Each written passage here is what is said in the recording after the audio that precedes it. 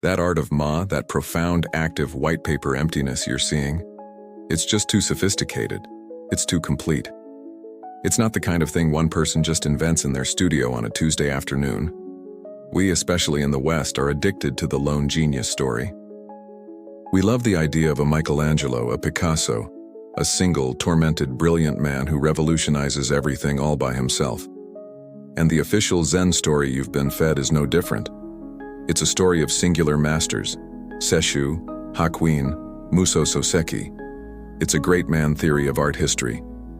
But as you stand in that convent, a place where all the women have their names erased and their heads shaved, you realize that model is completely wrong. It just doesn't fit. You're not looking at the work of a single forgotten Georgia O'Keeffe of Zen. The art is too consistent, the philosophy too deep, the skill too widely distributed. You realize the convent is the artist. The entire institution is the master. You're not in a refuge, you're in an art school. And it's the most exclusive, high-stakes, and spiritually demanding art school on the planet. It's a mainstream historical fact that many of these imperial convents, or amadera, were centers of high culture, preserving and continuing the literary and artistic traditions of the court. They were founded by empresses, populated by the daughters and consorts of the highest nobility. These were not uneducated women. They were the most cultured, most artistically trained women in the entire country. And when they left the world, they didn't just bring their grief, they brought their skills. Imagine how it works. The abbess, perhaps a former empress dowager, is the headmistress. She is the keeper of the house style. The older nuns, the ones who have been there for 50 years, like the Haboku master you saw, are the tenured professors. And you, the new arrival from the Heian court, the one with the perfect witty onade and the mastery of waka poetry, you're the hotshot new student. You're bringing in the current style, which the school will then absorb, analyze, and infuse with its own spiritual DNA. This is why they're anonymous. The goal here is not individual fame. That's the dust you just renounced. The goal is the perfection of the lineage, the continuity of the school. The art is an expression of the convent's collective spiritual and aesthetic identity. It's like a secret, ancient, high-end design firm. Think of it as the House of Dior, but instead of the new look, it's the Golden Sutra, and it's been in style for 400 years. The individual designers are not the point, the house is the point. And like any good school, it has a curriculum. You start as a novice. For your first 10 years, you do shakyo. You copy. You learn the rules. You learn the masculine kanji line. You learn perfect divine order. You learn to breathe with the brush. You learn Ma as placement. You are, essentially, learning your classical foundations. Any creativity is beaten out of you. It's all about the discipline. Then, once you've proven your mastery, you move on. Maybe for the next 20 years you are allowed to re-engage with your waka and onade. You are now allowed to compose again, like Rengetsu Otagaki did. But your poetry isn't about lovers anymore. It's about the moon, the dew on a leaf, the nature of emptiness. You are blending your female hand with your new disciplined spiritual mind. And finally, after decades, when you are an old woman, when you are the abbess or a senior professor, you get to do haboku. You are given permission to break the rules. You are allowed to fling ink. Because only someone who has so totally mastered the rules, in both their male and female forms, has earned the right to transcend them. Historians still argue whether these convents were primarily innovators, the R&D labs creating new aesthetic ideas, or if they were conservators, the deep freezers protecting the old graceful onade aesthetic from the new macho samurai style that was taking over the male monasteries. The answer, you realize, is that they were both. They were a living bridge. They conserved the old Heian grace, protecting it, and in that protection they innovated by infusing it with a profound, new, spiritual philosophy. Here's your quirky tidbit. These house styles were often incredibly specific. One convent might be famous for its thin-line shakyo. Another might be the only place that knew the secret recipe for a specific, shimmering night sky indigo paper.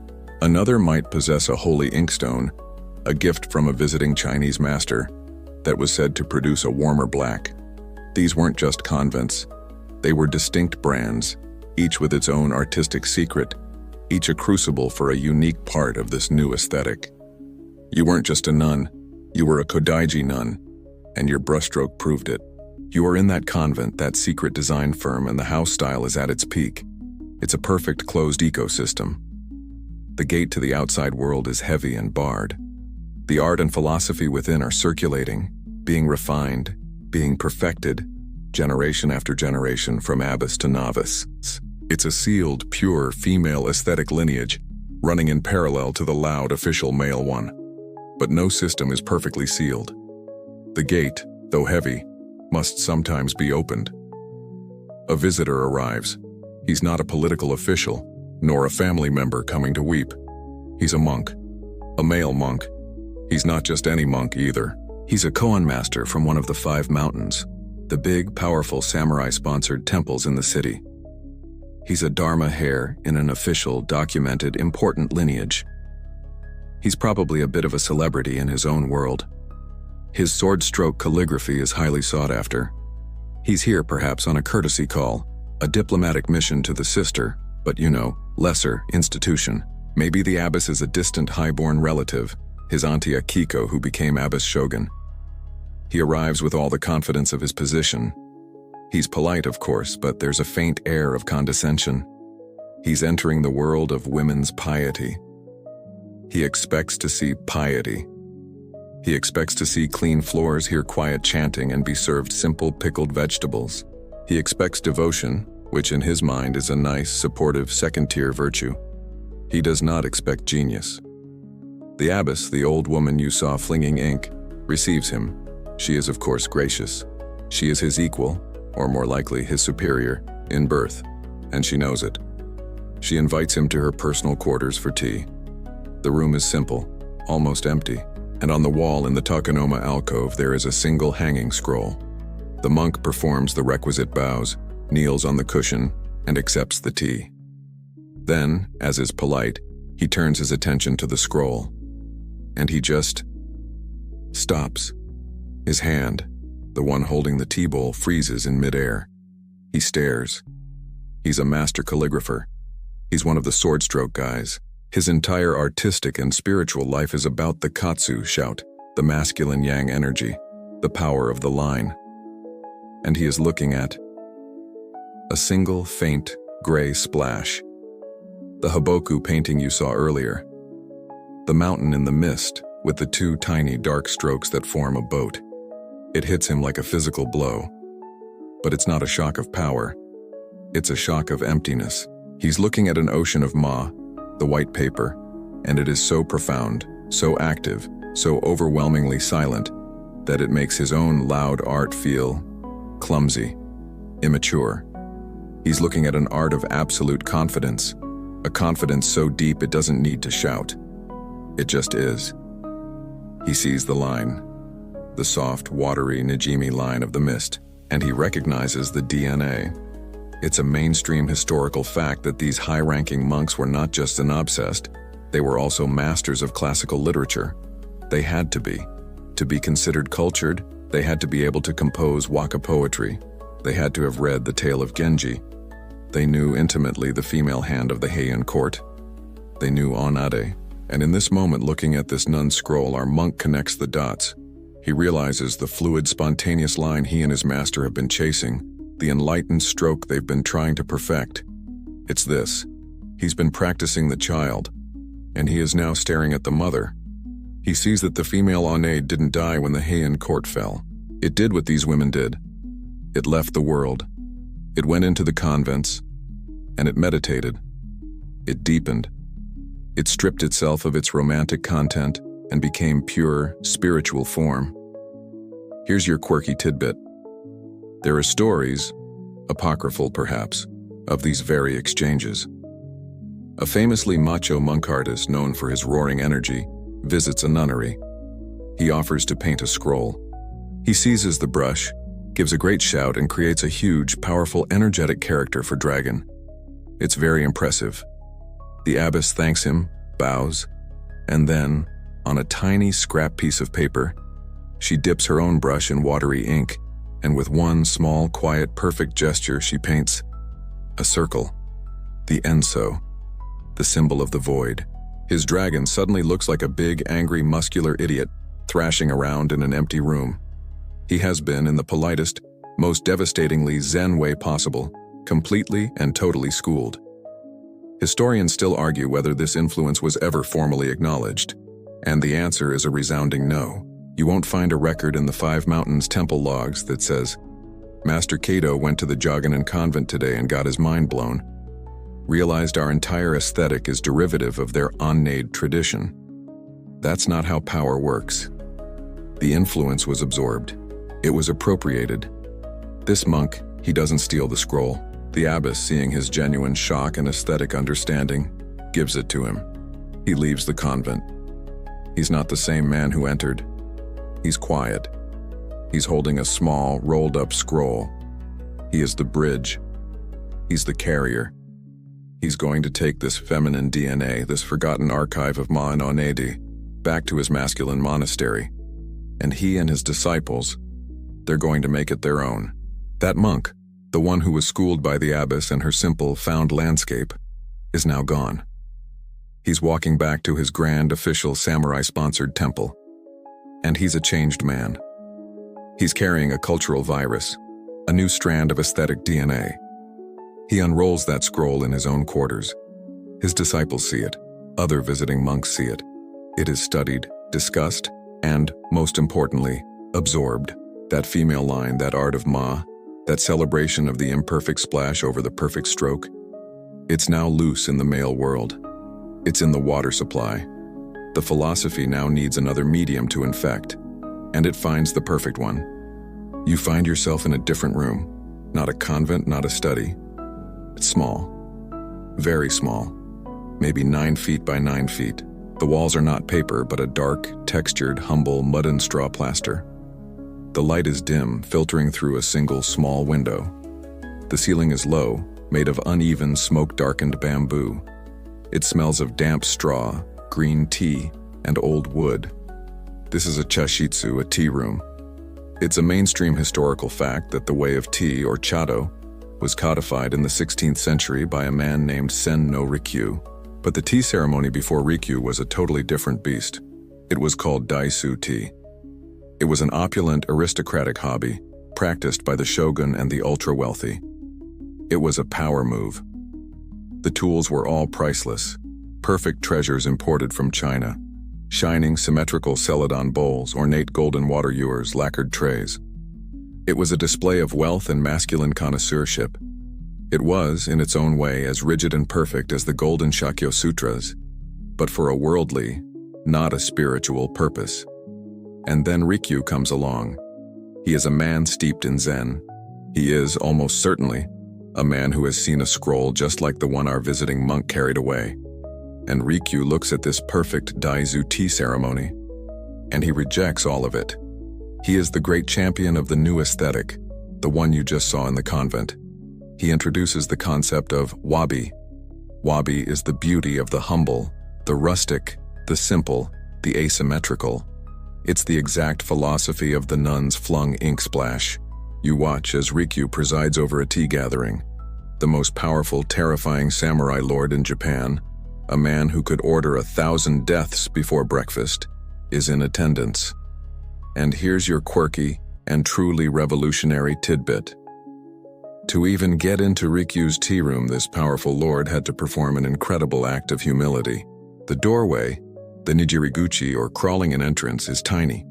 It's less than 3 feet high. To enter, the lord must take off his 2 swords, his very soul and symbol of his power, and leave them outside. He must then get on his hands and knees and crawl into the room like a child. He is stripped of his rank. He is stripped of his weapons. Inside the tea room, he is not a lord. He is just a man. This is the nun's philosophy made into architecture. It's an enforced ma, an emptying of the ego at the door. Inside, Rikyu hands the lord a tea bowl. It is not a priceless, perfect Chinese celadon. It is a raku bowl. It's a coarse, dark clay handmade. It's asymmetrical, slightly warped from the kiln. The glaze is thick and uneven. It might even have a small crack. And the lord, he cradles it. He admires it. He sees the universe in this imperfect, humble, found object. This is the nun's haboku splash, made three-dimensional. The raku bowl is the found landscape. It's the controlled accident of the kiln, rather than the controlled accident of the brush. Rikyu didn't invent this aesthetic of imperfection. He was the one who had the genius and the courage to translate it. To take it from the forgotten archive of the female convents and place it directly into the hands of the most powerful men in the country. Historians still argue whether Rikyu had direct contact with these nunneries and their art, or if this wabi aesthetic was a parallel evolution, an idea that was simply in the air in Zen circles at the time. But this is like arguing over who invented a hit song. The nuns were the ones who wrote the melody and the harmony, perfected it for centuries in their studio. Rikyu was the one who produced it, who gave it a thumping bass line, and who played it on the radio until it became the soundtrack of an entire culture. You look around the tea room. In the tokonoma alcove, there is no big, loud dragon painting. There is a single hanging scroll. And on it, a few quiet, watery lines of calligraphy.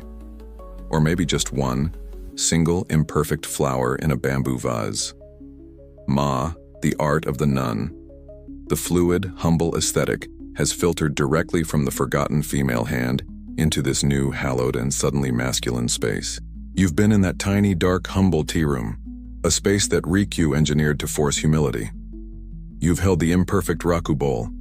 You've seen the tokonoma with its single, quiet scroll.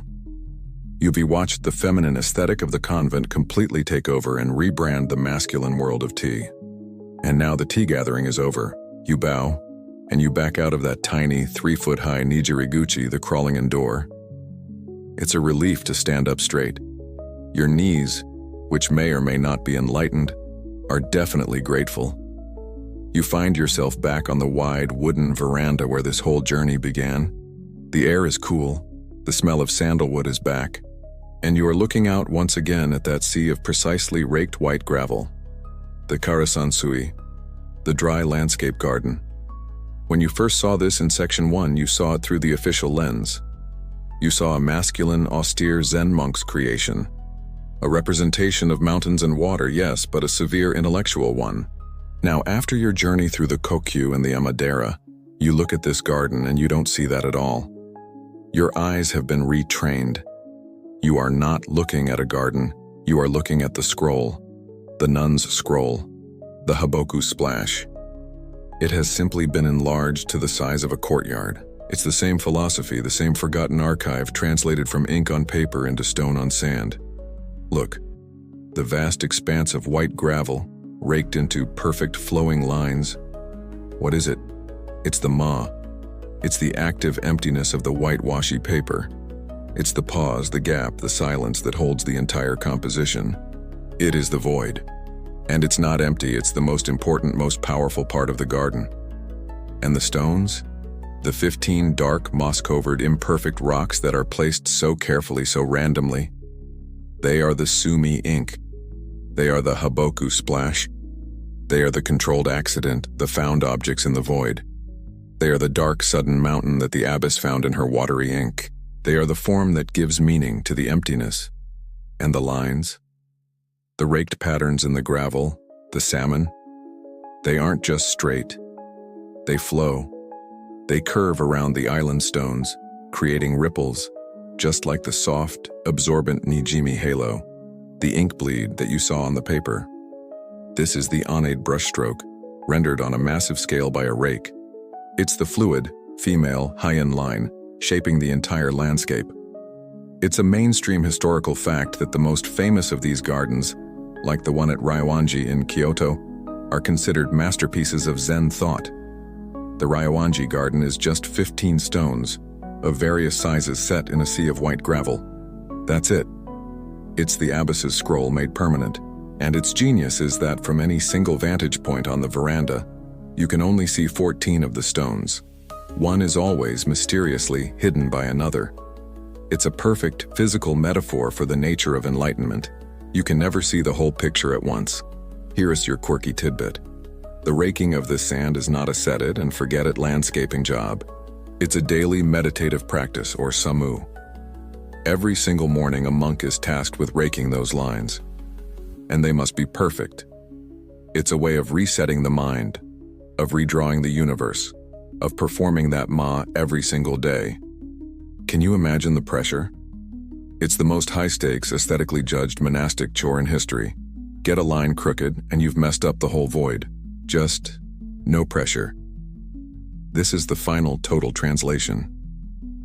The forgotten archive of the female hand is no longer just in a book, or on a scroll, or in a tea bowl. It is now, quite literally, the landscape. The masculine world of the Zen monastery, the world of the samurai patrons, is now sitting and meditating, every single day, on an aesthetic philosophy that was born in the frivolous, perfumed female quarters of the Heian court and perfected in the pious, anonymous, female world of the convent. Historians still argue whether these gardens were actually designed by the famous masters, whose names are attached to them, like Muso Soseki, or if they, like the art, were the product of a long, slow, anonymous evolution of aesthetic thought, passed from monk to monk, and, as you now know, from nun to monk. Was there a single garden genius? Or was this too a house style, the Ryoanji look perfected over generations? It's the same great man story, and it's just as full of holes. The garden, just like the scroll, is a collective, anonymous masterpiece. You're standing at that raked garden, that Karesan Sui, and you've just had the revelation. This isn't just a garden. It's a scroll. It's the Haboku splash, the flung ink landscape, made 3D. The white gravel is the ma, the active white paper. The 15 stones are the found ink marks. It's the same philosophy, just a different medium. And now you look closer at those 15 stones. You really look at them. They are not perfect, polished, geometric spheres. They are lumpy. They're irregular. They're asymmetrical. One side is rough, the other is smooth. They are covered in patches of dark, velvety green moss and gray, crusty lichen. They are beautiful, not because they are perfect, but because they are damaged. They are old. They are imperfect. They are real. You've just stumbled onto the second and perhaps more famous pillar of the Zen aesthetic. It's the concept of wabi-sabi. These are two separate words, often smashed together. Wabi, 5v BC2, is the first part. It's the philosophy you saw in Sen no Rikyu's tiny mud-walled tea room. It's the rejection of the opulent, the perfect, the symmetrical, and the shiny. It's the beauty of the humble, the simple, the rustic, the understated. That dark, asymmetrical raku tea bowl, that is pure wabi. It's a kind of rough draft chic. Sabi, 9v306, is the second part. It's the beauty of age. It's the faint, lovely sadness of impermanence. It's the beauty that comes from time. It's the moss on the garden stone. It's the dark patina on an old wooden post. It's the faint tea stain on the inside of a cup. It's the beauty of a thing that has been loved, used, and has accepted its own decay. It's a mainstream historical fact that wabi-sabi is the quintessential Japanese aesthetic. It's the celebration of the imperfect, the impermanent, and the incomplete. It's a philosophy that finds beauty in the flaws that mark the passage of time and the reality of life. And this is the final missing piece of the puzzle. This philosophy is the female line you've been tracking, just given a different, more philosophical-sounding name. How? Go back to the source. Go back to the masculine art, the kanji script, the official art. It was all about perfection. The Golden Shakyo Sutra was perfect. The perfect Chinese celadon tea bowl was perfect. The rigid, correct brushstroke was perfect. It was an art of ideals. But the onadi, the women's hand, it was never about that. From the very beginning, it was a fluid line. It was a human line. It was fast, cursive, and full of life. It wasn't perfectly geometric. It was perfectly expressive. It was, by its very nature, imperfect and impermanent, just like the emotion it was designed to capture. The nuns in the convent took this imperfect line and made it holy. Their haboku flung ink splash was the ultimate act of wabi-sabi. It was a controlled accident. It was a found landscape. not a manufactured one. They were surrendering to the imperfection of the splash, and then finding the beauty in it. They were collaborating with chance, with the flaw of the ink bleed, with the nijimi. Sen no Rikyu, that Zen Monkaji tea master, just took their philosophy and ran with it. He holds up that flawed, cracked, asymmetrical raku bowl. He is holding the hiboku splash in his hands. He is telling the most powerful samurai in Japan, this flaw is the point. This imperfection is the beauty. This is wabi-sabi. And here's your quirky and most beautiful tidbit. The ultimate expression of this is the art of kintsugi, or golden joinery. When a valuable tea bowl, like that raku bowl, would inevitably get dropped and shatter, they didn't throw it away. That would be to deny its life. Instead, a master artisan would meticulously reassemble the broken pieces and then, using a lacquer mixed with pure gold, they would paint the cracks. The scars were not hidden. They were illuminated. The bowl's history, its damage, its trauma, it was now its most beautiful defining feature.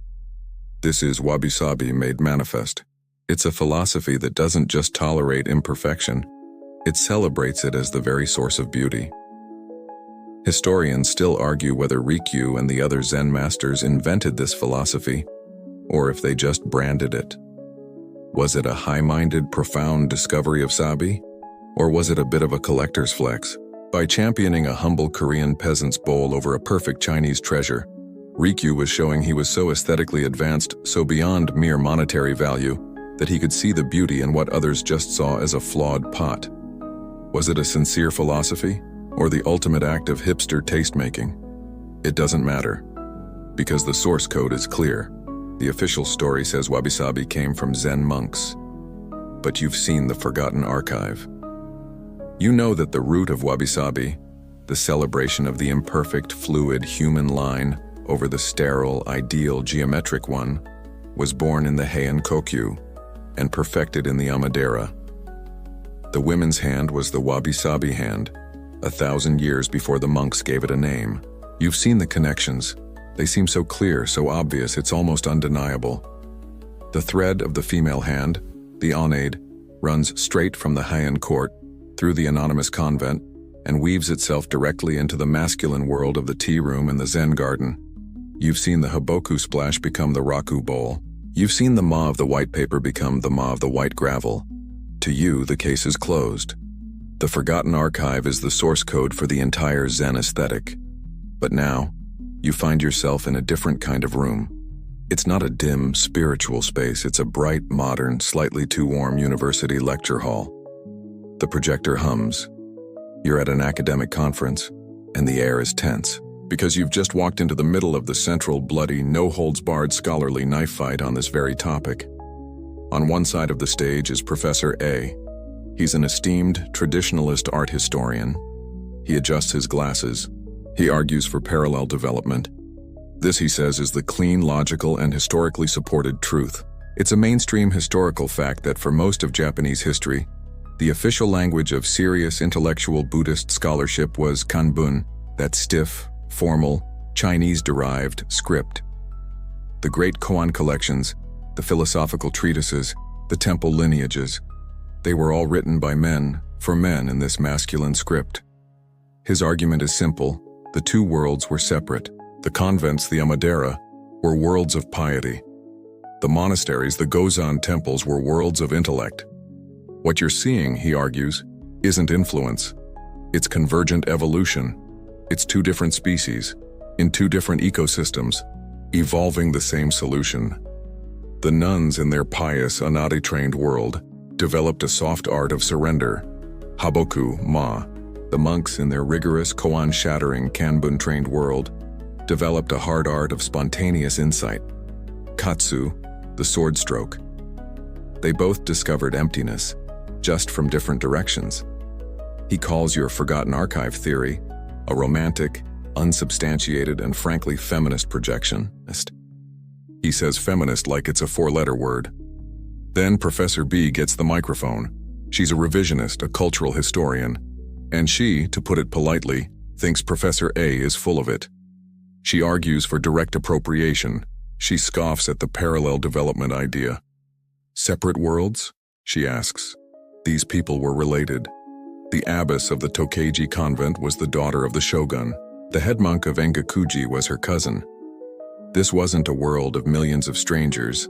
It was a tiny, elite cultural bubble of a few thousand people, all of whom knew each other, were married to each other, and were related to each other. They didn't just live in parallel. They had tea together. That monk you saw visiting the abbess?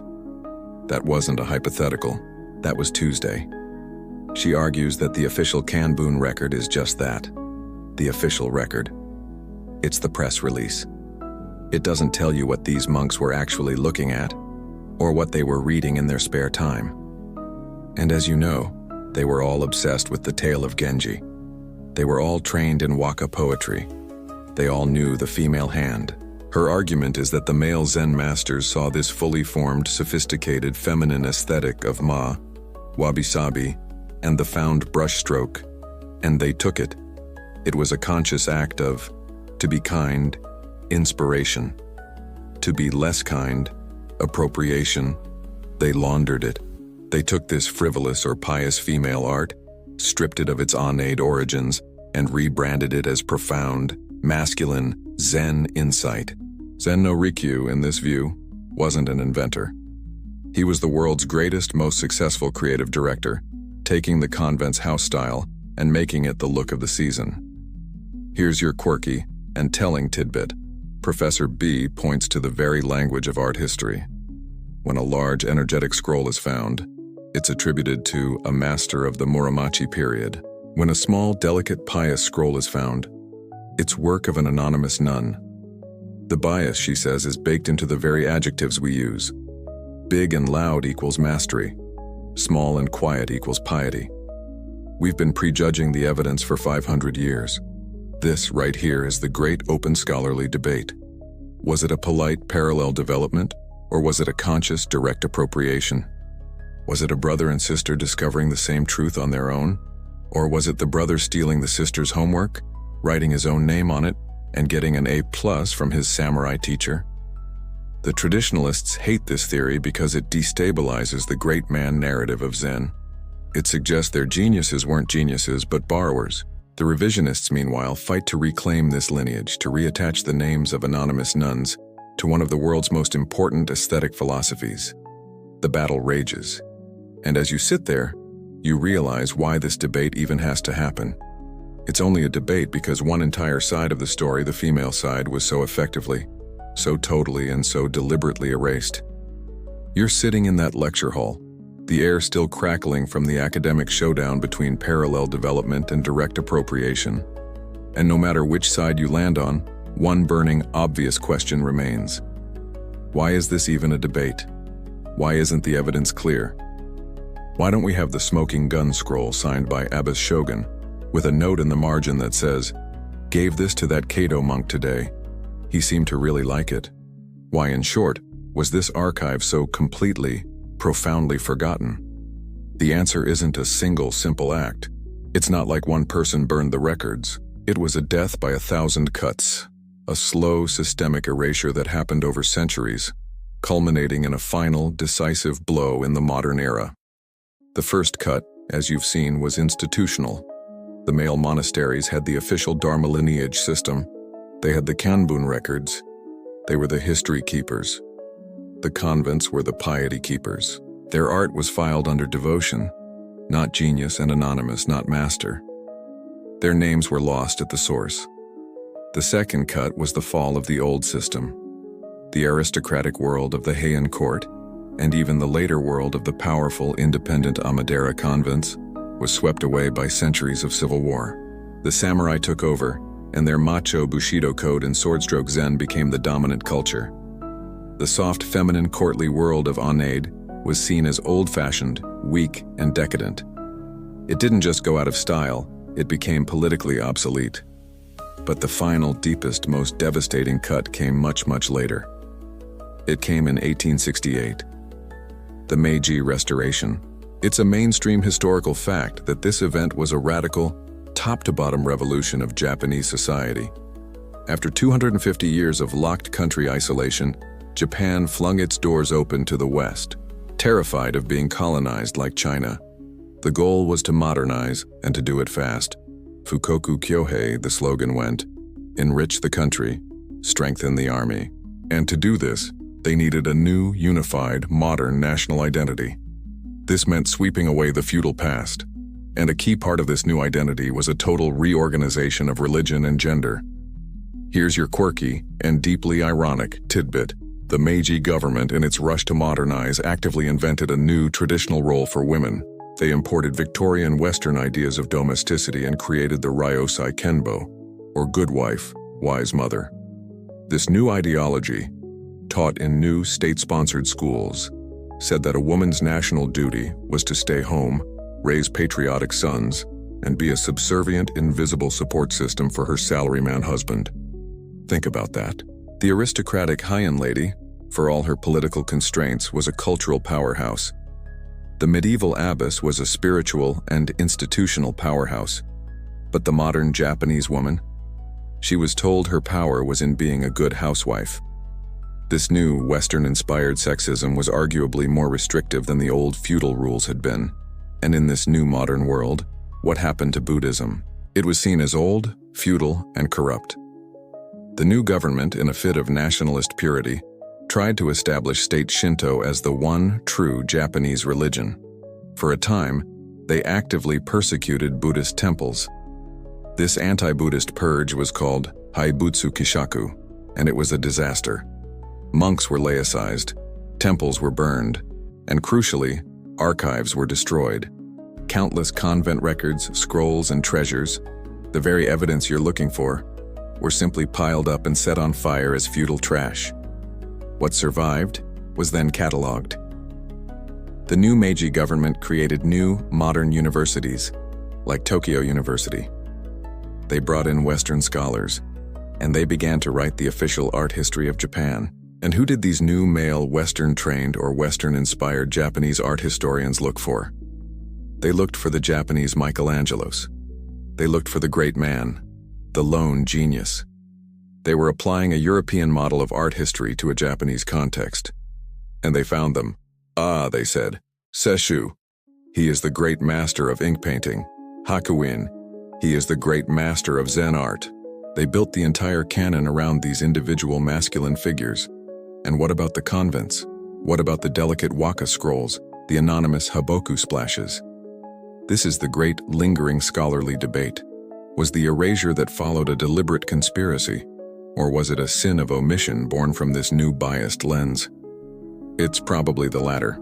The scholars just didn't see it. It didn't register. They'd pick up a beautiful unsigned scroll from a convent. Ah, very pretty, they'd say. A fine example of pious nun's work. Anonymous. File it under decorative arts. It wasn't art, capital A.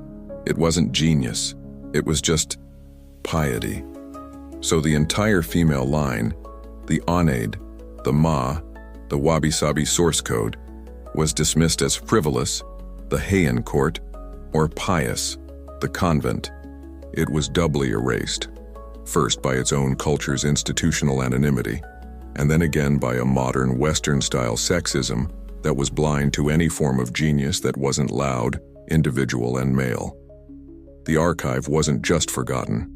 It was actively, systematically, and modernly buried. The dust of that 19th century Meiji-era archive, the one that buried the female line under a mountain of modern sexism and great man history, has not yet settled. It still hangs in the air, even now. You find yourself in the climate-controlled, deep storage of a major museum. It's a clean, white, sterile room, but it's a tomb. You're surrounded by rows and rows of metal shelves, and on them, hundreds of long, pale wooden boxes, each with a small label. And the labels are a graveyard of anonymity. Scroll. Muromachi period. Anonymous. Landscape. Circle of Sesshu. Unknown artist. Sutra. Kamakura period. Anonymous nun. This is where the forgotten archive has been sleeping. This is the evidence that was dismissed, filed away as pious, decorative, or unattributable. But you are not alone in this room. You are with a different kind of scholar. You are with the Professor B from the lecture hall. She's an art historian, but she's also a detective. She's not here to admire the great masters. She's here to find the forgotten mistresses. She is part of a new, tenacious generation of scholars. It's a mainstream historical fact that in the last few decades, art historians like Patricia Pfister, Kakeya Mizuho, and others have begun the slow, painstaking forensic work of rediscovering and reevaluating the art of Japanese Buddhist nuns. They are the ones reopening the cold cases. They are the ones who looked at that great man canon and said, "This story is incomplete." You watch her work. She's been granted access to the vaults. She has a box brought to a long white table. The label reads, "Landscape, attributed to Shubun, DC 1463. Unknown male master." She and a curator wearing white gloves gently untie the silk ribbon. They unroll the scroll. It's a beautiful misty landscape. Very Zen. Very masterful. But this historian isn't just admiring it. She's analyzing it. She's not looking at the big picture. She pulls out a magnifying glass. She's looking at the brushstrokes. She's looking at the DNA. And then she pulls out her exemplar. It's her smoking gun, her fingerprint file. It's a high-resolution scan of a letter. A simple personal letter, held in a different university's archive, one that was signed by a 15th century abbess, a known historical figure named Abbess Mugai Nyodai. The letter is, of course, written in that flowing, cursive female hand, the onade. She puts the scan next to the masterpiece, and she compares. She's not looking at the big strokes. She's looking at the small ones. The way the artist dots a tree, the way the brush turns the corner on a rock, and she sees it. Aha, the Shubun painting. The artist, when painting a tiny quick stroke for a blade of grass, uses the exact same unique personal flick of the wrist that Abbess Mugai Nyodai used to write the hiragana character for Kei. It's the same hand, the same nervous system. The great masterpiece attributed to a male master, or at least his circle, was in fact painted by this anonymous nun. Here's your quirky tidbit. This forensic connoisseurship is exactly how it's done. It's not just about style, it's about motor habits. Another trick? Analyzing the materials. The historian might say, the official Master Shubun only used ink from this one shop in Kyoto. But this scroll? The ink has trace particles of a specific pine soot only found in the mountains near the Hokeiji convent in Nara. This wasn't Circle of Shubun, this was House of Hokeiji. They are using science to undo the erasures of history. But this is where the great scholarly debate moves from the lecture hall to the museum. The reattribution itself becomes the battle. The traditionalist curator, the Professor A-type, is sweating. He looks at the evidence. He says it's a coincidence, it's a stylistic echo. You can't prove it, you are projecting. To relabel this from attributed to Shubun to attributed to Abbess Mugai Nyodai is a radical act, and it's based on a hunch. And the historian says, and to keep it labeled Shubun is also an act of attribution based on a 500-year-old sexist hunch. The evidence of my flick of the wrist is more concrete than your, well, he was the famous man in the area at the time. Your great man is a projection. My great woman is based on a fingerprint. The battle is won slowly, one scroll at a time. You watch as the curator, sighing, types into the museum database. The label is being changed. From Circle of Seshu, unknown artist, to attributed to the Jogonin convent school, late 15th century. The forgotten archive is being refiled. The brushstrokes are being rediscovered. And that anonymous nun, she's finally getting her name back. Or at least her house, her lineage, her place in the story. You are back where you started, on that cool, worn wooden veranda. The sun is lower now and the air has a different, cooler scent, the smell of evening pine. You are looking out, one last time, at that sea of raked white gravel and the 15 lumpy stones. In Section 1, this was a masculine space, a Zen master's severe intellectual creation, a place you probably wouldn't survive. But now you just see it. You can't unsee it. The anonymous legacy is right in front of you, hidden in plain sight. It's not forgotten at all. It's just unlabeled. You look at the vast expanse of white gravel, and you don't see sand. You see ma. You see the washi paper, the active, living, powerful nothingness that was mastered by women in the Kokyu and perfected by nuns in the Amadera. The white paper that is the mist, is the sky, is the water. The male monks didn't invent this emptiness, they just built a very large frame for it. You look at the 15 imperfect stones dappled with sabi, the moss and the lichen. You don't see mountains. You see the hiboku splash. You see the flung ink of the abyss. You see the controlled accident, the wabi-sabi philosophy that finds beauty in the flaw, in the found object, not the perfected one. You see the raku tea bowl, shattered and repaired with gold. You look at the lines raked in the gravel, the salmon. You don't see a pattern. You see the brushstroke. You see the onade, the women's hand, flowing in graceful cursive liquid lines around the ink of the stones. You see the hand of Murasaki, the hand of Sei Shonagon, the hand of the anonymous nun, her wrist still holding the muscle memory of 1,000 love poems. This is the anonymous legacy. It is the entire aesthetic.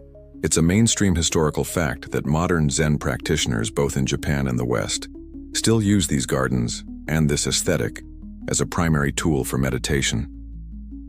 The Karasansui is not a museum piece, it's a living spiritual tool. Millions of people come here to sit, to empty their minds, to find peace, and they are all, whether they know it or not, meditating inside the forgotten archive.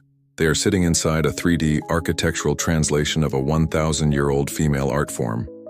The men, Seishu, Rikyu, Muso Soseki, they are the ones who got their names on the plaques. They were the creative directors, the brand builders, the producers. They were the ones who had the social and institutional power to take this aesthetic, scale it up, and sell it to the new masculine samurai market. But the art, the source code, the DNA, that was the anonymous work of generations of women. Here's a quirky tidbit. When you ask some modern old-school monks at these very temples about this female origin theory, you're likely to get a very polite, non-committal Zen-like shrug. They might just smile, look at the garden and say, "The brushstroke is the brushstroke. The hand that moves it is neither male nor female." It's a beautifully enlightened post-gender answer that also conveniently means they don't have to rewrite any of the great man plaques on the temple walls. And so, the scholarly debate continues, and will likely never be fully resolved. Can this forgotten archive ever be truly remembered? Or is the erasure so total, the anonymity so perfect, the Haibutsu Kishaku, the 19th century anti-Buddhist purge, so destructive that we will never be able to pull all of these women from the pious file and place them in the genius file? The battle, for now, is just to get history to admit there is a forgotten archive at all. But you don't need a plaque. You've seen the evidence. You've followed the thread. You've seen the fingerprints of the onade on the rake. You've seen the hiboku splash hardened into a stone. You've heard the ma in the silence of the gravel.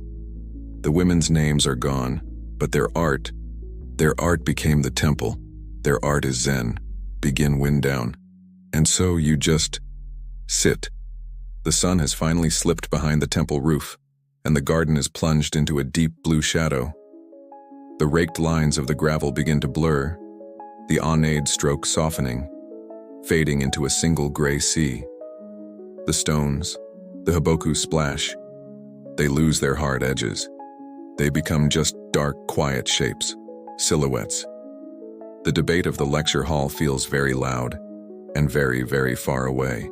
Parallel development, direct appropriation, masculine, feminine, all the labels, all the names, all the arguments, they just dissolve.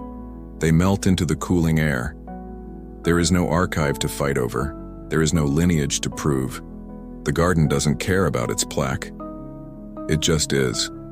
The air grows cooler. A single early cricket begins its song. A pause. A note. Ma. The moon, a pale, perfect white enso, a circle begins to rise, reflected in the nothingness of the gravel. The hand that drew it is long gone. The hand that raked the sand has gone to sleep. The name is gone. The hand is gone. All that is left is the beauty. Just the quiet. Just the mist. And the soft, soft sound of the breeze moving through the pines. Just this. Hey everyone. Tonight we're dimming the lights to look into something that's been hidden in plain sight. We're exploring the forgotten archives, specifically looking at the Japanese women artists whose calligraphy profoundly influenced the Zen Buddhist aesthetic philosophy we all recognize. You're sitting on the cool, worn wooden veranda of an old temple, looking out over a sea of precisely raked white gravel. 15 stones, coated in moss, rise from the sand, like islands in a silent ocean. There's a faint smell of sandalwood incense in the air, and the only sound is the distant, rhythmic thwack of a bamboo deer scarer hitting a rock. This is the image of Zen.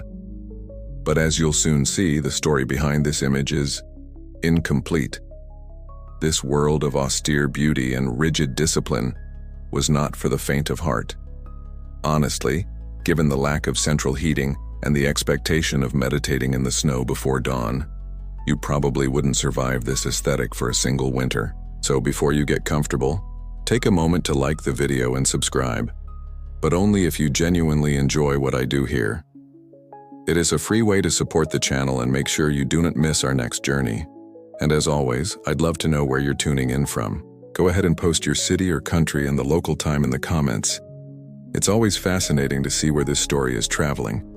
Now dim the lights, maybe turn on a fan for that soft background hum, and let's ease into tonight's journey together. You let your eyes unfocus, blurring the lines of the gravel into a soft gray mist. The temple around you is a masterpiece of minimalism. The straight lines of the dark wooden posts, the simplicity of the rice paper screens, the deliberate emptiness of the space. This is the Kare-sansui, the dry landscape garden, a form you've been told was perfected by Zen monks as a profound tool for meditation. It's a physical representation of the void, of mountains and water reduced to their absolute essence, stone and sand. This is the official story. And when you think of the creators of this aesthetic, the names that come to mind are all men. You picture the stern, robed figures of monks like Muso Soseki, credited with designing some of the most famous moss gardens.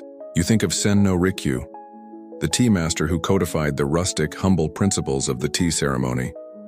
You think of the samurai who patronized these temples, men who valued the severe discipline and self-control that Zen preached. The entire narrative feels strong, austere, and overwhelmingly masculine. It's a story of fathers, sons, and patriarchs, a lineage of masters passing down their enlightened wisdom and their equally enlightened design sense to their male disciples. But as you sit there, something feels off. The story is too clean. It's all straight lines and hard edges. You look from the rigid rocks to the raked sand, and you notice the lines in the gravel aren't just straight. They curve around the stones with a liquid grace. They flow. You turn your head and look into the dimness of the temple's main hall. In the tokonoma, the special alcove, a single scroll hangs. It's a piece of calligraphy. Just 1 or 2 characters, brushed with black ink on white paper. The stroke is bold, yes, but it's also fluid, spontaneous, and seems to dance on the paper. Where did that come from? The official history suggests this too sprang fully formed from the minds of enlightened monks. But historians still argue whether this severe, samurai-friendly version of Zen was the only one, or just the one that got the best funding and PR. There's a lingering sense that this austere aesthetic was a later development, a branding exercise for a specific militant clientele. You consider the art itself, that fluid line, that perfect balance between the black ink and the white paper. This visual language is incredibly sophisticated. It's like a Michelin star chef presenting you with a single perfect carrot on a plate. It looks simple, but the technique behind it is immense. It's hard to believe it just appeared. You try to find a crack in the official story. You recall a quirky, maybe apocryphal tale about a famous tea master. He instructed his son to clean his garden for a special guest. The son, wanting to impress his father, swept the path meticulously, raked the moss, and picked up every single fallen leaf until the garden was perfect. Sterile.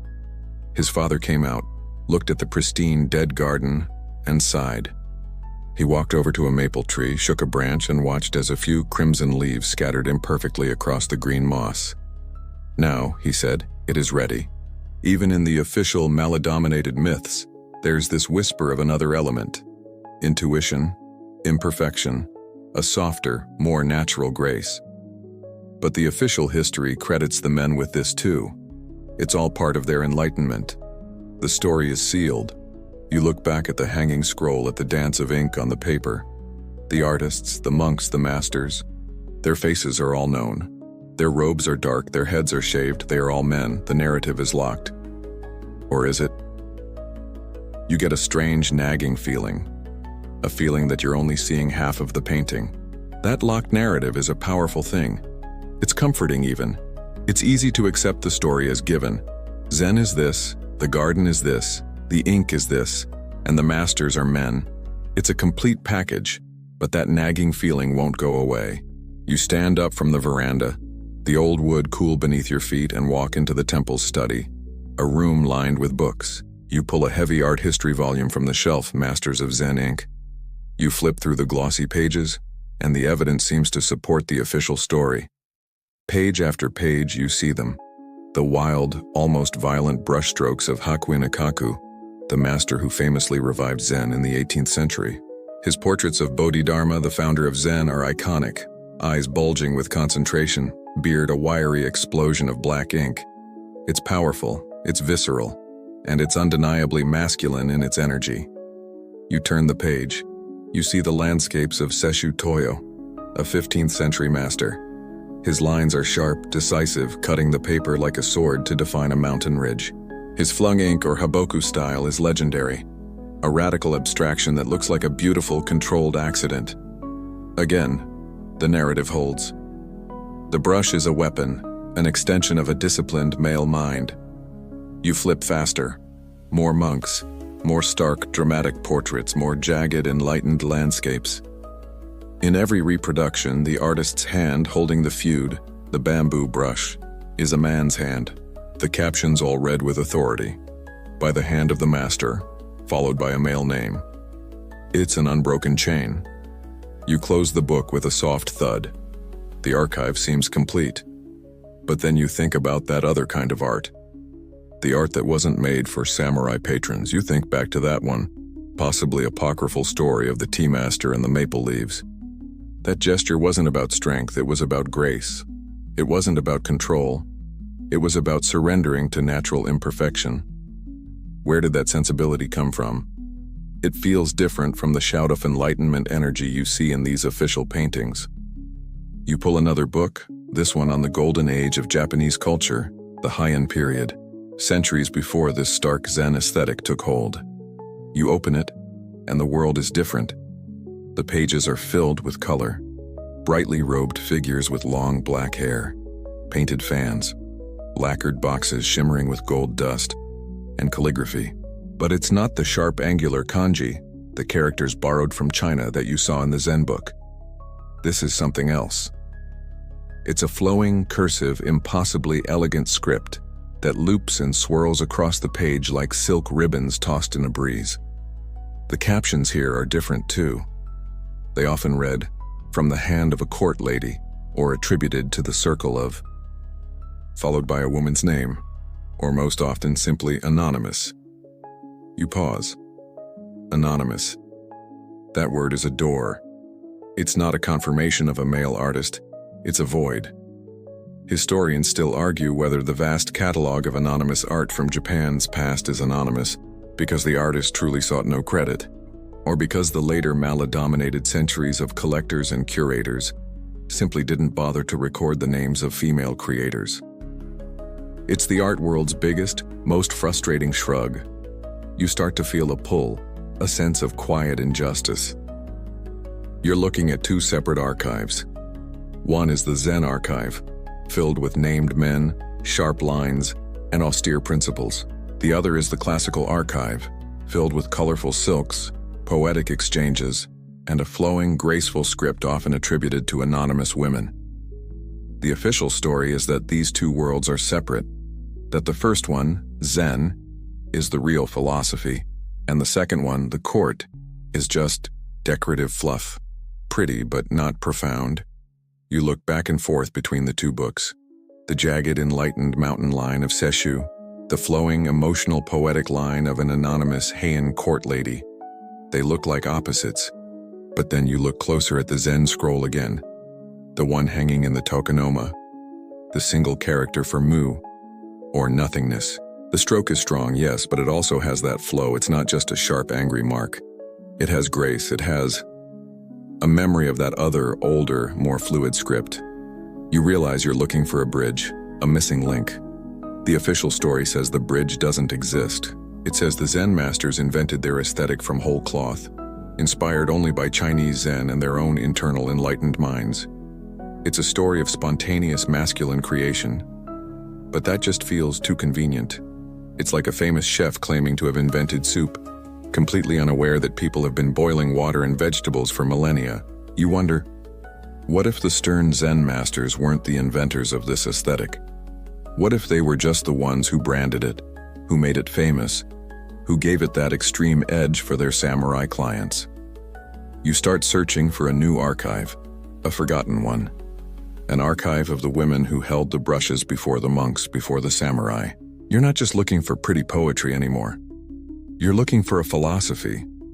You're looking for the roots of that fluid line, the origin of that perfect, intuitive placement of ink on paper, the mastery of the empty space.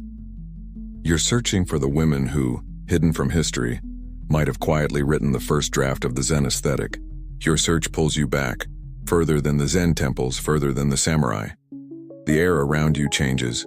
The scent of sandalwood and old wood fades, replaced by something much more complex. Damp earth, heavy perfume, blossoming plum trees, and the faint, not entirely pleasant smell of the city's canals. You find yourself in a different world, a different time.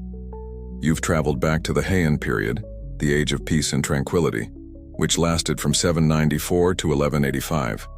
This is Heian-kyo, the city that will one day be called Kyoto. This is the cultural golden age of Japan. This is a mainstream historical fact. For almost 400 years, the Japanese imperial court turned its back on the outside world, particularly China, and focused intensely inward. It was a time of almost ludicrous, obsessive refinement, where a small bubble of aristocrats, maybe 5,000 people in a population of millions, dedicated their lives to the pursuit of mayabi, or courtly elegance. Forget the survive this reality check of a cold Zen monastery. Your chances here are even worse. A single misidentified blend of incense or wearing a robe whose layered colors are wrong for the third day of spring would make you a social pariah for life. It's like Mean Girls, but with more poetry and a lot more silk. You are now inside the dairy, the inner sanctum of the imperial palace. But you're not in the public, maladominated throne rooms. You're in the kokyu, the women's apartments, and it's dark. The architecture is all low, sweeping roofs and deep verandas. Sunlight doesn't stream in, it filters weakly through heavy bamboo blinds, sudare, and thick painted screens, byobu. Your world is a small, dim, fragrant box. As a high-ranking court lady, you might never see the outside world again, save for glimpses from a curtained ox cart. You see the women. They are specters in the gloom, ghosts made of silk. They wear the junihito, the 12-layer robe, though it was often more or less than 12. It's a stunning, heavy cascade of color-coordinated silks, weighing maybe 40 pounds. They have floor-length black hair, meticulously groomed. And their faces. This is where you have to recalibrate your ideas of beauty. Here's your quirky tidbit. They practice ohaguro, blackening their teeth with an iron and vinegar solution because white teeth were seen as garish, almost bestial. They also shave off their natural eyebrows and paint two small, smudgy ovals, hikimayu, high on their foreheads. It's a look for sure. Maybe one that's due for a comeback on TikTok, maybe not. In this claustrophobic world where you can't be seen by any man outside your immediate family, where your voice can't be heard directly, how do you exist? How do you show you're witty, intelligent, sad, or in love? You have one tool, your brush. Calligraphy is not a hobby here. It's not art in our modern sense. It is your primary, and often only, form of expression. It is your voice, your face, your soul, all rendered in ink. You watch one of them. She's kneeling at a low, lacquered writing desk. She's not just writing a letter. She's on a battlefield. She has to select the paper first. Is it thick, white Toronoko paper, or a delicate, textured sheet dyed in a pale plum color, chosen to match the season in the poem she's about to write? Then the ink. She doesn't just pour it from a bottle. She grinds an ink stick on a stone, mixing it with water, controlling its thickness, its color. Yes, black has color. Is it a deep, warm, velvety black, or a cooler, bluish black? Everything is a choice. Her whole education was about this. Not politics, not economics, not warfare. She was taught poetry, music, and above all, penmanship. A man seeking a wife or a desirable consort wouldn't judge her by her appearance, which he couldn't see, or her conversation, which he couldn't have. He would judge her by her handwriting. A clumsy, childish, or unrefined brushstroke was social death. It meant she was uncultured, dull, and unfit for courtly life. The pressure is immense. Historians still argue whether this profound isolation was a form of sophisticated cultural imprisonment, a gilded cage that stifled these women, or if it was, paradoxically, the very thing that allowed this art form to flourish. By being removed from the male world of governance and Chinese-style kanji script, which was used for official documents, these women were free to develop their own art, their own script, in their own space. This wasn't a world of enlightenment shouts. It was a world of whispers, of folded notes passed through screens, of poems tied to flowering branches. A world where the way you wrote "the moon is lovely" was infinitely more important than the words themselves. They were mastering nuance, emotion, and subtlety at a level we can barely comprehend. They were the first, quiet masters of the brush. You are in that dim, fragrant room, kneeling across from the court lady. She's finished her preparations and has set her tools aside for a moment. You reach out, your hand moving through the cool, incense-heavy air to examine them. This is the source code of an entire aesthetic.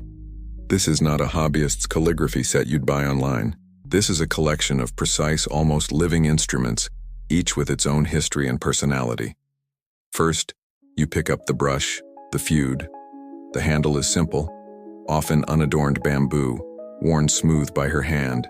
It's light, almost weightless. But the business end, the brush tip, is what draws your eye.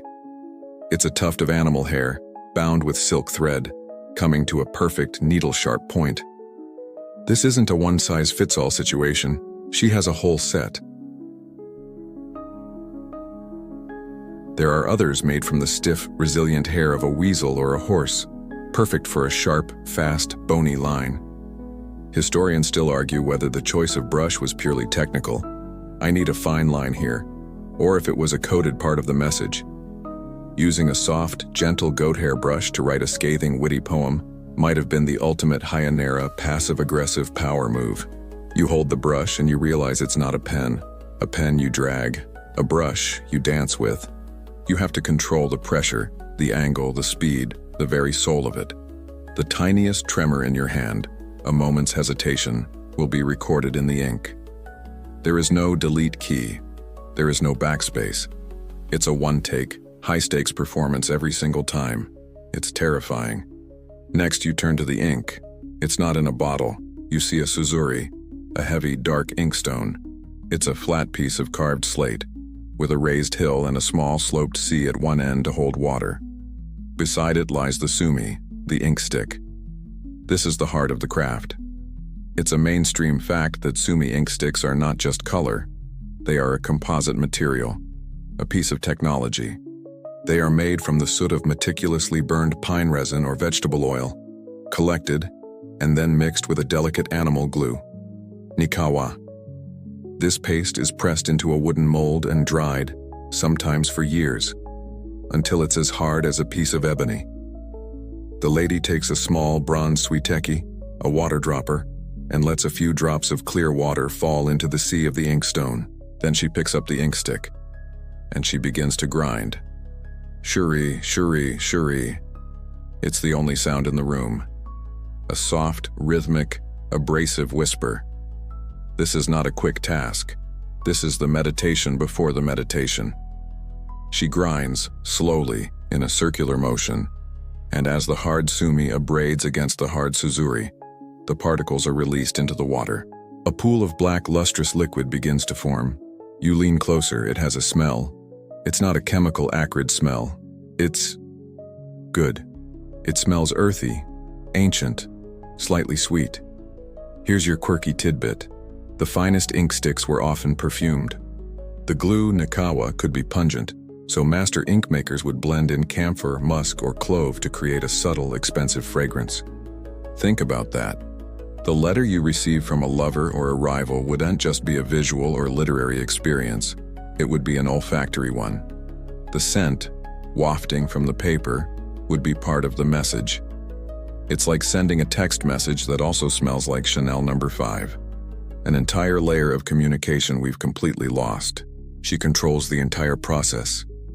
If she grinds longer, the ink is thicker, darker, more velvety, noboku. If she grinds less or adds more water, the ink is thinner, grayer, more transparent, tanboku. Each has a different feel, a different voice on the paper. This is not just black. This is an infinite spectrum of light and shadow, and she is the one mixing the palette. It's no wonder these women were masters of nuance. They were literally inventing their own shade of meaning before they even wrote a word. Finally, there is the paper, the washi. You reach out and touch a blank sheet. It's not the smooth, glossy, dead white paper you're used to. It feels alive. Made from the long, tough fibers of the kozo, paper mulberry bush, it's been beaten, soaked, and dried in a complex, handmade process. It's soft yet incredibly strong. You can see the tiny web-like fibers suspended in it, and it's not white. This sheet is dyed a pale, creamy yellow, the color of a new moon. The sheet next to it is a faint, misty lavender. Another is a soft, watery green. The paper itself is a poem, and it is thirsty. Unlike modern, chemically sized paper where ink sits on the surface, washi is absorbent. The moment the brush touches it, the fibers will drink the sumi. The ink will bleed, creating a soft, fuzzy-edged halo called nijimi.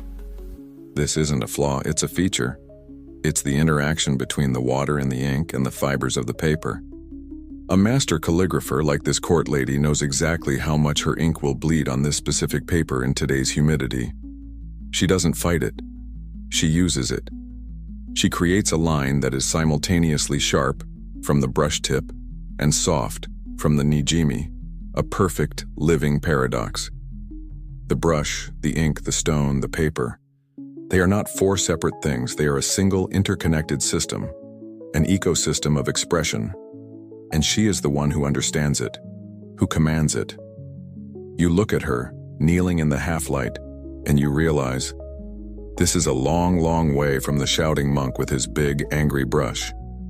This is something quieter, deeper, and infinitely more refined. You're still in that world of dim light and heavy silk. You watch the court lady, her tools ready, her mind poised. And now you recognize her.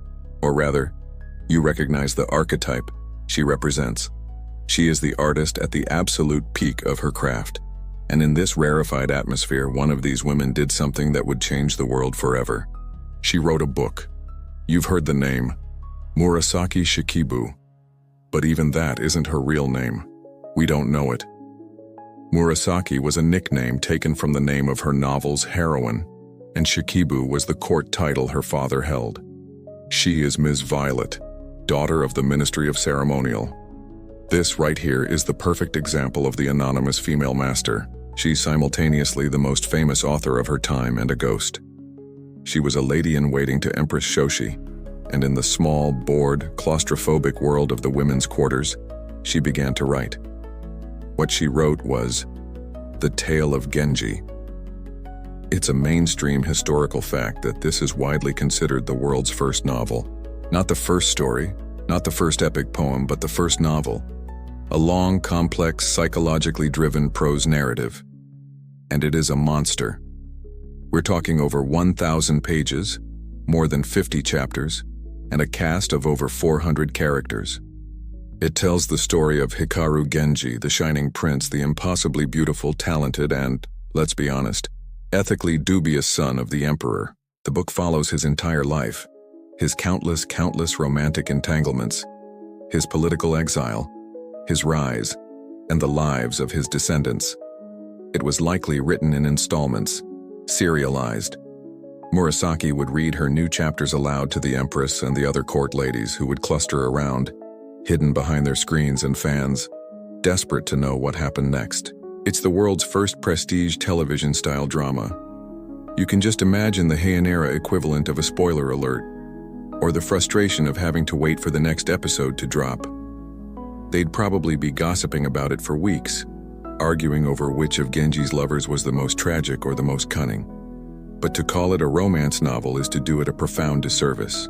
It's a devastatingly subtle and often melancholy psychological study of an entire society.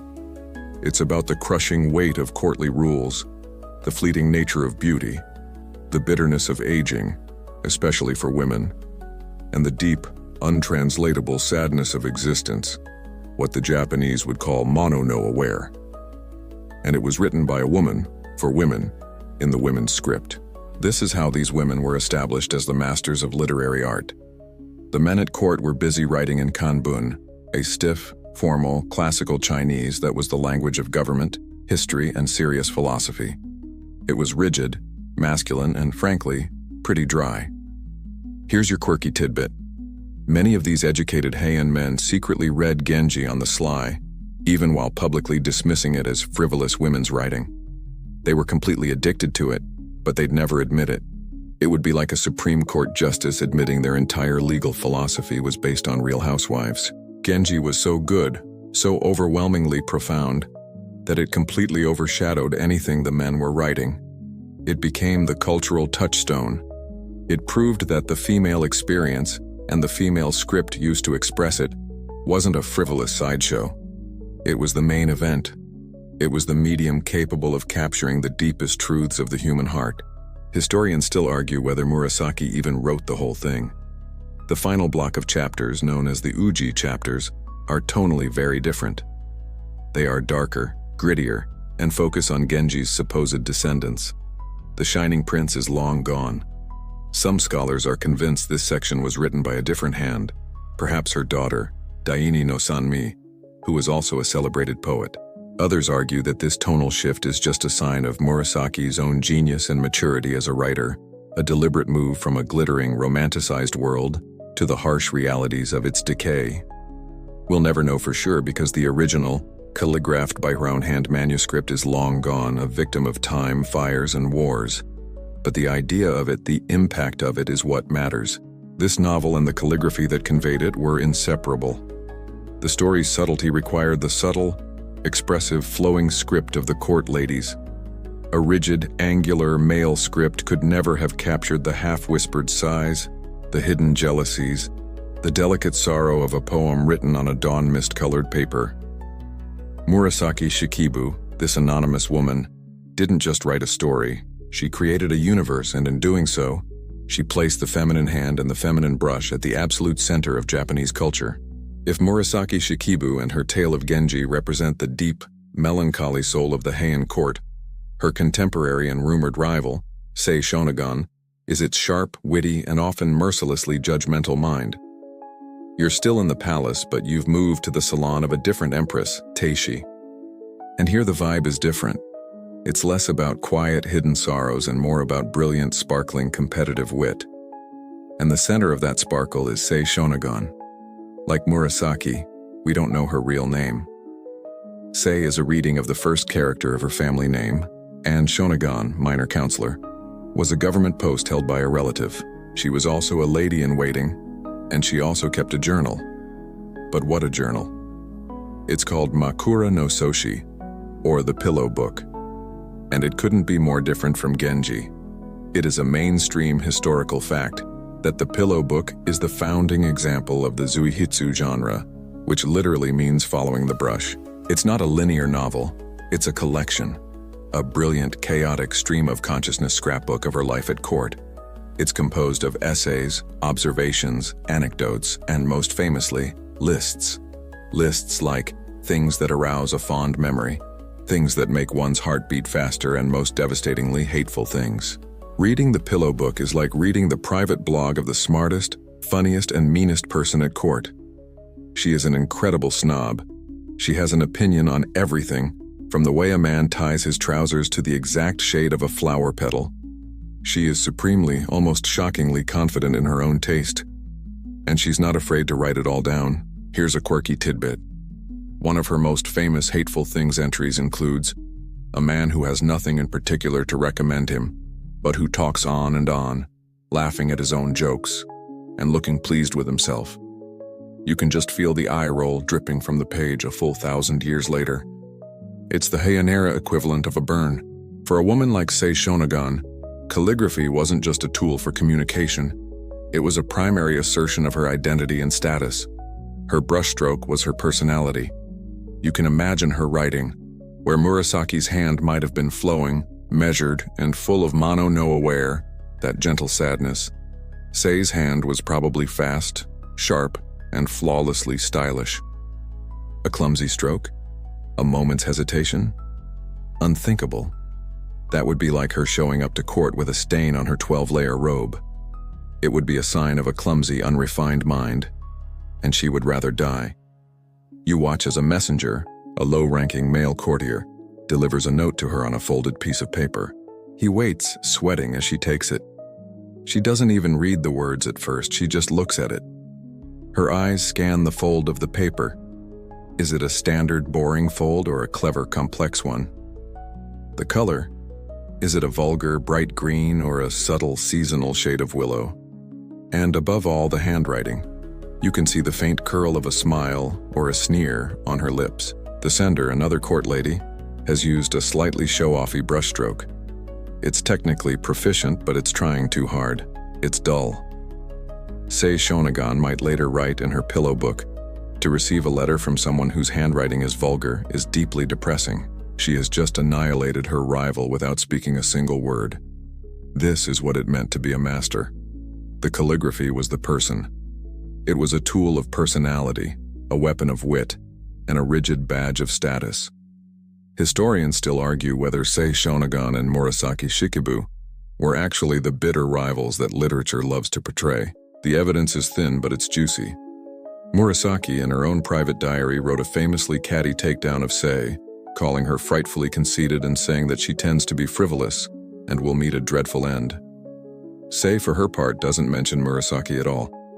Maybe she didn't care, or maybe the ultimate power move was just pretending her rival didn't exist. What's clear is that these two women, and the hundreds of other anonymous court ladies around them, had pushed the art of the brush to a place of unbelievable psychological and social importance.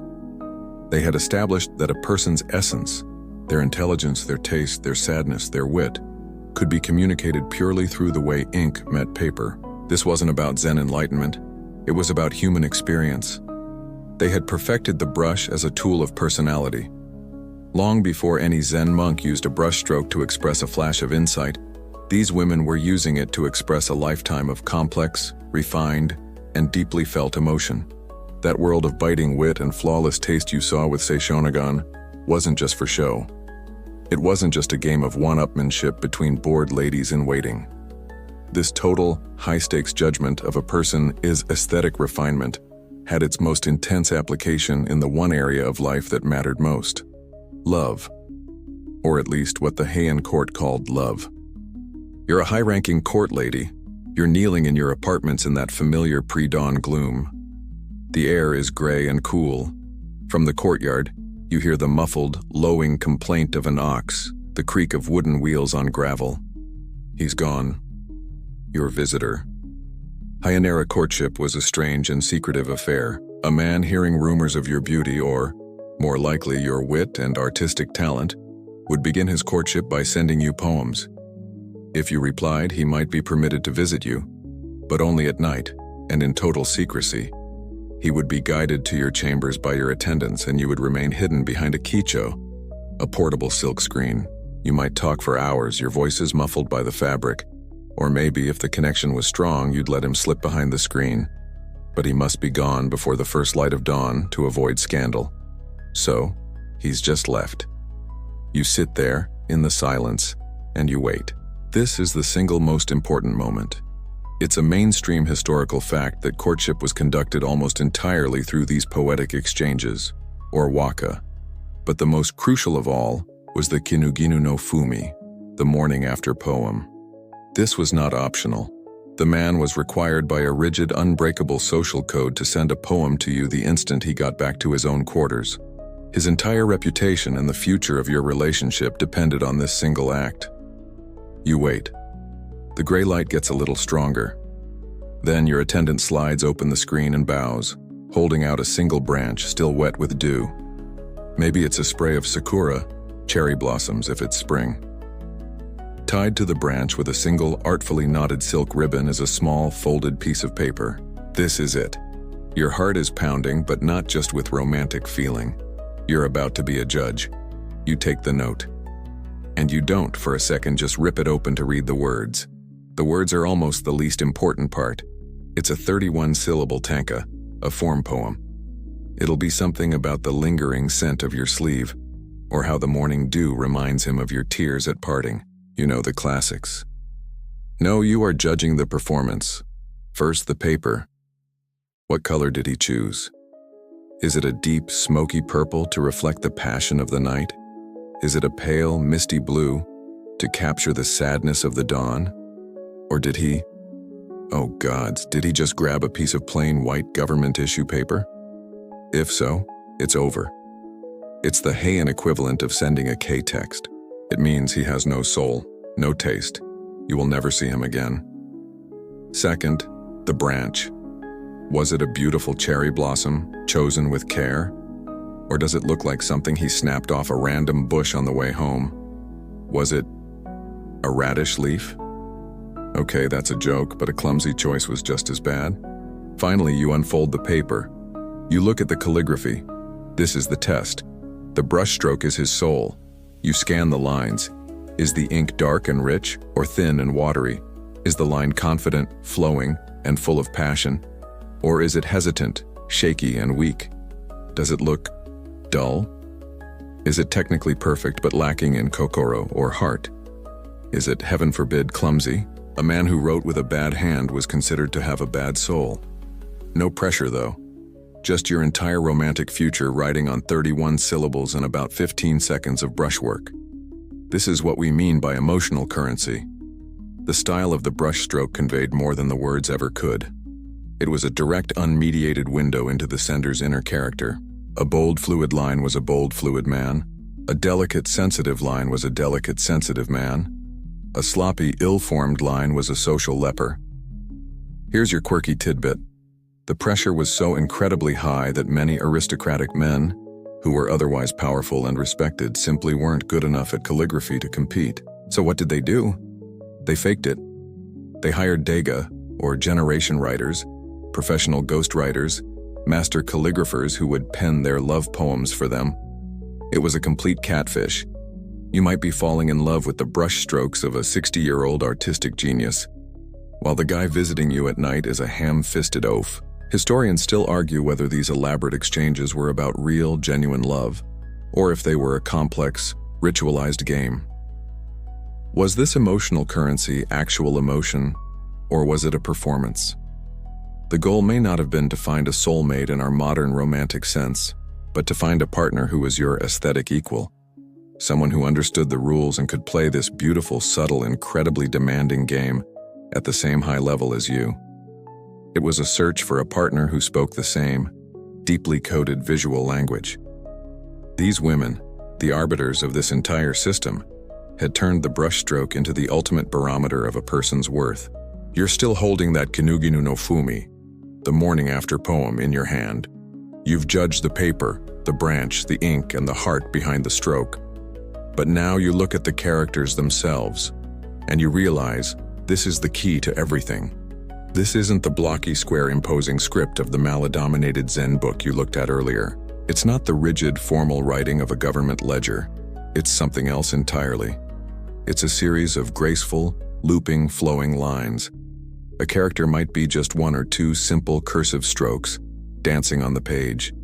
This is the script that Murasaki used to write Genji. It's what Seishonagon used for her devastatingly witty lists. This, you discover, is hiragana. And its story is the story of a quiet, profound, and overwhelmingly female revolution. To understand the genius of hiragana, you have to understand the problem. It's a mainstream historical fact that for centuries, Japan had no written language. When they decided they needed one around the 5th or 6th century, they imported the only one available, Chinese. This was a terrible fit. The Japanese language is polysyllabic with complex grammar, verb conjugations, and particles. The Chinese language is tonal, monosyllabic, and uninflected. Using Chinese characters or kanji to write Japanese was like trying to build a delicate Swiss watch using only a hammer and a brick. The men, the monks, the scholars, the courtiers, did their best. They developed a system called kanbun, which was essentially writing in classical Chinese, but with little diacritical marks to tell a Japanese reader how to reorder the characters to make sense in Japanese. It was a clunky, academic, male-only world. For serious writing, history, government, religious texts, this was the only game in town. But this system was useless for writing a poem about the moon. It was hopeless for writing a subtle, witty observation about a rival. It couldn't capture the sound and flow of actual spoken Japanese. So, a new system was needed. A phonetic system, where characters stood for sounds, like kei, shi, mu, not complex ideas. This is where the two paths diverge. The men, particularly Buddhist monks needing to annotate texts, created katakana. They did this by taking one part, a radical, of a complex kanji and using it as a sound.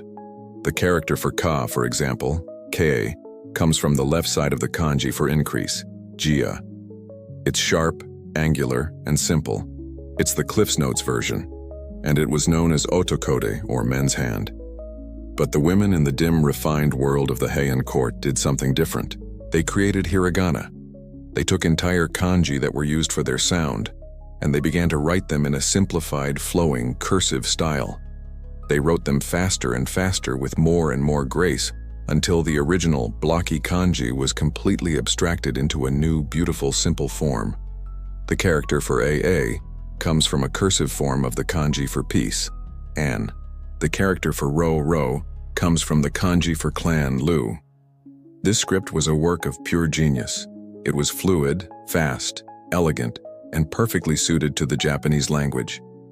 And because it was developed and perfected in the women's quarters, it was known quite literally as onede, women's hand.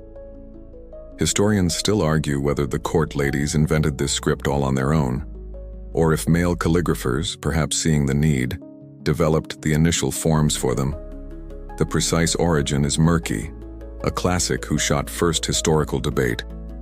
But it almost doesn't matter. What is undeniable is that the women championed it. They adopted it, they refined it, they perfected it, and they owned it.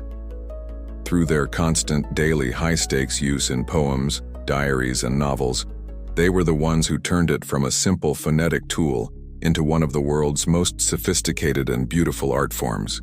The men for a long time looked down on it. It was frivolous. It was effeminate. It was not for serious thought. It was just for silly poems and romances. But here's your quirky tidbit. Genji was so good and the poetry of the court ladies was so powerful that the men eventually had to give in. By the end of the Heian period, male poets, realizing their rigid kanbun was a dead end for expressing any real emotion, sheepishly began to compose their own waka poems in women's hand. They had to adopt the female script to stay culturally relevant. It's a total aesthetic takeover. This is the uniquely Japanese aesthetic you were looking for. It wasn't born in a stark Zen temple. It was born here, in the perfumed darkness of the kokyu. This flowing cursive line is the aesthetic. It's the celebration of asymmetry, of grace, of the imperfect, living, breathing brushstroke over the rigid, perfect, mechanical line. This script, this onade, is the visual DNA of Japan. The women of the Heian court didn't just write letters. They invented a new way of seeing. The Heian court with its swirling silks and high-stakes love poems is a beautiful, glittering trap. You're holding that poem, the one from your lover, the one with the perfect paper and the flawless brushwork. but you've been at this for years. You're no longer the 18-year-old ingenue. Maybe you're 40. Your husband, to whom you are politically married, has just taken a new 16-year-old consort. Your lovers are getting younger and frankly dumber. The endless game of aesthetic one-upmanship, the wit, the poetry, it's all become exhausting. So what's the escape hatch? For a high-ranking aristocratic woman, there's really only one respectable way out. You can't just retire to the countryside and take up gardening. You can't get a divorce and start a new career. You have to leave the world. You have to take the tonsure. You have to become a nun. This isn't a minor decision. It's a profound social and physical act. You announce your intention. Your family may be relieved, one less person to support in opulent style, or horrified, a loss of a political pawn.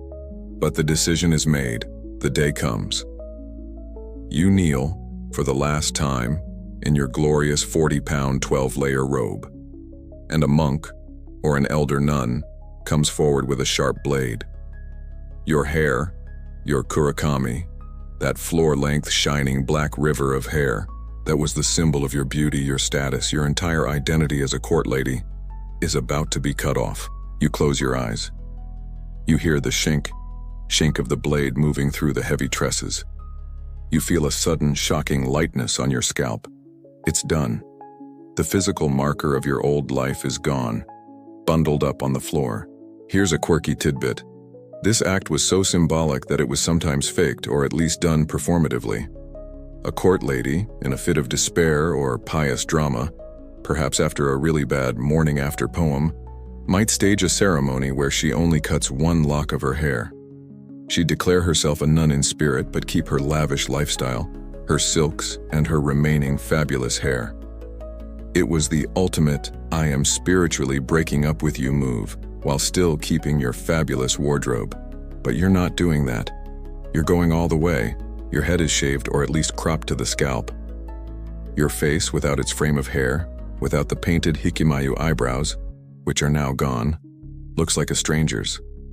You are scrubbed clean of your white rice powder. Your blackened teeth are now just your teeth. You are handed your new clothes. The good news, no more 40-pound robes. The bad news, the new fashion color is devout potato, and it's the color for all seasons. You are swathed in simple, practical robes of gray, dark blue, or black. You leave the palace for the last time. It's a mainstream historical fact that many Buddhist convents, or amadera, were founded by and for these very women. An empress dowager, a wealthy widow, or a disgraced consort would establish a nunnery as a safe, respectable, and often quite powerful refuge for women of her class. These weren't just sad little sheds. They were significant religious and cultural institutions, often holding their own land and political influence. You arrive at the convent gates. The air is different. The perfume of the palace is gone. Now it smells of sandalwood incense, a colder, cleaner scent, and the simple, earthy smell of steamed rice and pickled vegetables. The sound is different too. The rustle of silk, the whispered gossip, the biwa music from a nearby hall, all gone, replaced by the rhythmic, monotonous thwack of a wooden clapper calling the nuns to prayer, and the low, droning hum of sutra chanting. Historians still argue whether this mass exodus of aristocratic women into holy orders was a sign of a great, sweeping wave of religious devotion, or if it was primarily a social function. Was it a desperate search for enlightenment and spiritual salvation, or was it a dignified, socially sanctioned retirement home, a way to escape a bad marriage, political irrelevance, or the simple crushing humiliation of aging in a court obsessed with youth? The truth is probably, as always, a messy human combination of both. You step inside. The heavy wooden gate closes behind you with a solid final thud. The world of Genji, the world of Onned and Waka poems, the world that you were a master of, is locked away. You are a bhikkhuni, a Buddhist nun. You are anonymous in a new, more profound way. Your old name is gone, replaced by a new religious one. You are, for all intents and purposes, dead to the world you knew. You are led to a small, clean, empty cell. There is a simple mat for sleeping, and in the corner there is a low desk. On it you see a familiar yet different set of tools, an inkstone, an ink stick, and a brush. The game is over, but the art, The art is about to begin. Your new life begins before the sun. A sharp, percussive clack, clack, clack of a wooden hand or block echoes through the cold, dark corridor, long before any bird dares to sing. There is no gentle awakening, no attendant bringing you warm water. You rise from your simple mat. The floorboard's icy beneath your bare feet. You fold your bedding with a precise, practiced motion. The heavy, perfumed silk of the Junihito is a distant, almost absurd memory. Now you pull on your stiff, practical robes of homespun hemp or cotton, dyed a somber gray or indigo. They are clean, but they smell only of cold air and the faint smoky tang of the main hall's incense. The life of a bhikkhuni, a nun, is not the life of a court lady. It is a life of shugyo, austere, disciplined, spiritual training. Your day is not your own. It is dictated by bells and gongs. You move with the other women, your shorn heads bowed, in silent, single-file lines.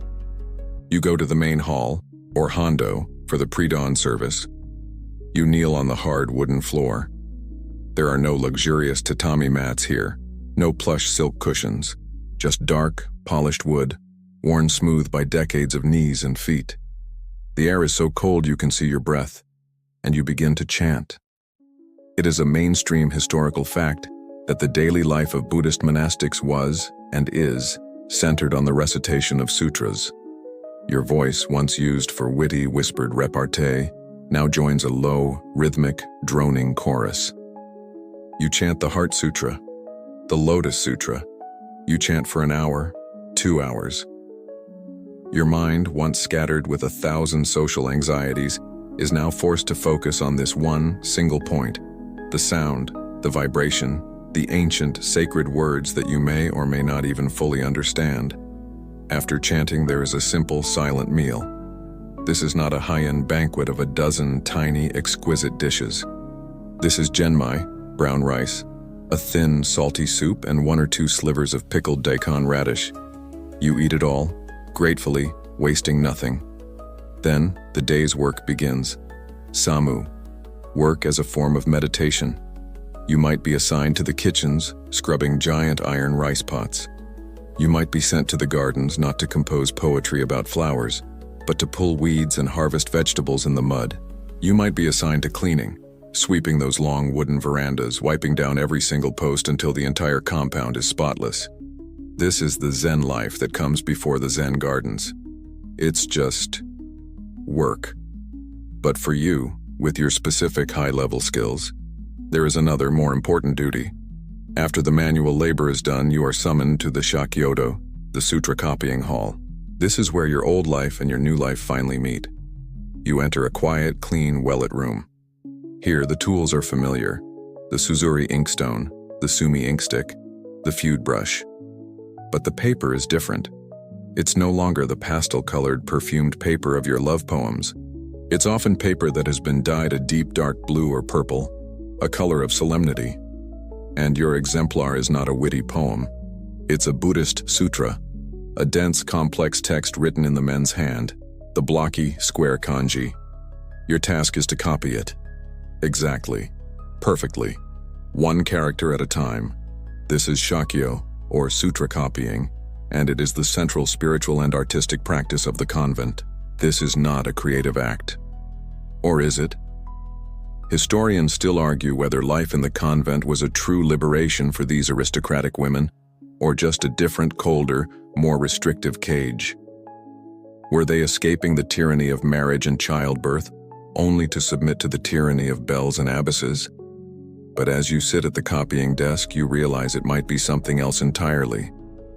You're free from the judgment. You no longer have to perform your personality. You don't have to be witty or charming or devastatingly fashionable. You just have to be present.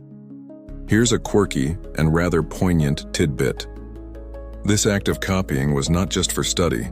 It was a profound act of devotion, often done to gain merit for the soul of a deceased loved one. A woman might spend years copying a single massive sutra, dedicating the act to the spirit of her dead child, or her mother, or even the husband whose other consorts drove her to this life in the first place. Every single stroke of the brush was a prayer. Every perfectly formed character was a step toward salvation, for her, and for the one she had lost. You take the sumi stick and begin to grind. Shuri, shuri, shuri. The familiar soft sound, the earthy, sweet smell of the ink. It's the same action, but the intent is worlds apart. Your hand, that hand that was judged by emperors and lovers, picks up the brush. You are no longer trying to be clever or passionate. You are trying to be clear. You are trying to be empty. And yet, all that skill, all that mastery of the fluid flowing line, all that untold, it's still in your muscles, it's in your bones. You are about to pour 1,000 years of female artistic genius into the rigid, masculine vessel of the sutra. You've ground your ink. The pool in the suzuri is a dark, perfect void. The scent is calming, familiar. You dip your brush, the same brush, but with a new purpose. Before you is the exemplar text, the kanji of the sutra, and beside it, a long, pristine sheet of that deep indigo paper rolled out like a road. You touch the brush to the paper, and you begin. You form the first character, mu, nothingness. It's a character you've seen before, perhaps even in a Zen context. But here, it's not a performance of a single, explosive flash of enlightenment. It is a slow, deliberate, perfected act of devotion. Your hand, trained for a lifetime in the fluid, expressive, fast-moving untold or women's hand, now has to slow down. It has to adapt. It has to merge that intuitive grace with the rigid, square, ancient forms of the kanji. This is Shakyo, and you quickly realize it is not copying in the way a Xerox machine copies. It's not a rote, mindless task. It is a profound, all-consuming artistic and spiritual practice. Each character is a universe.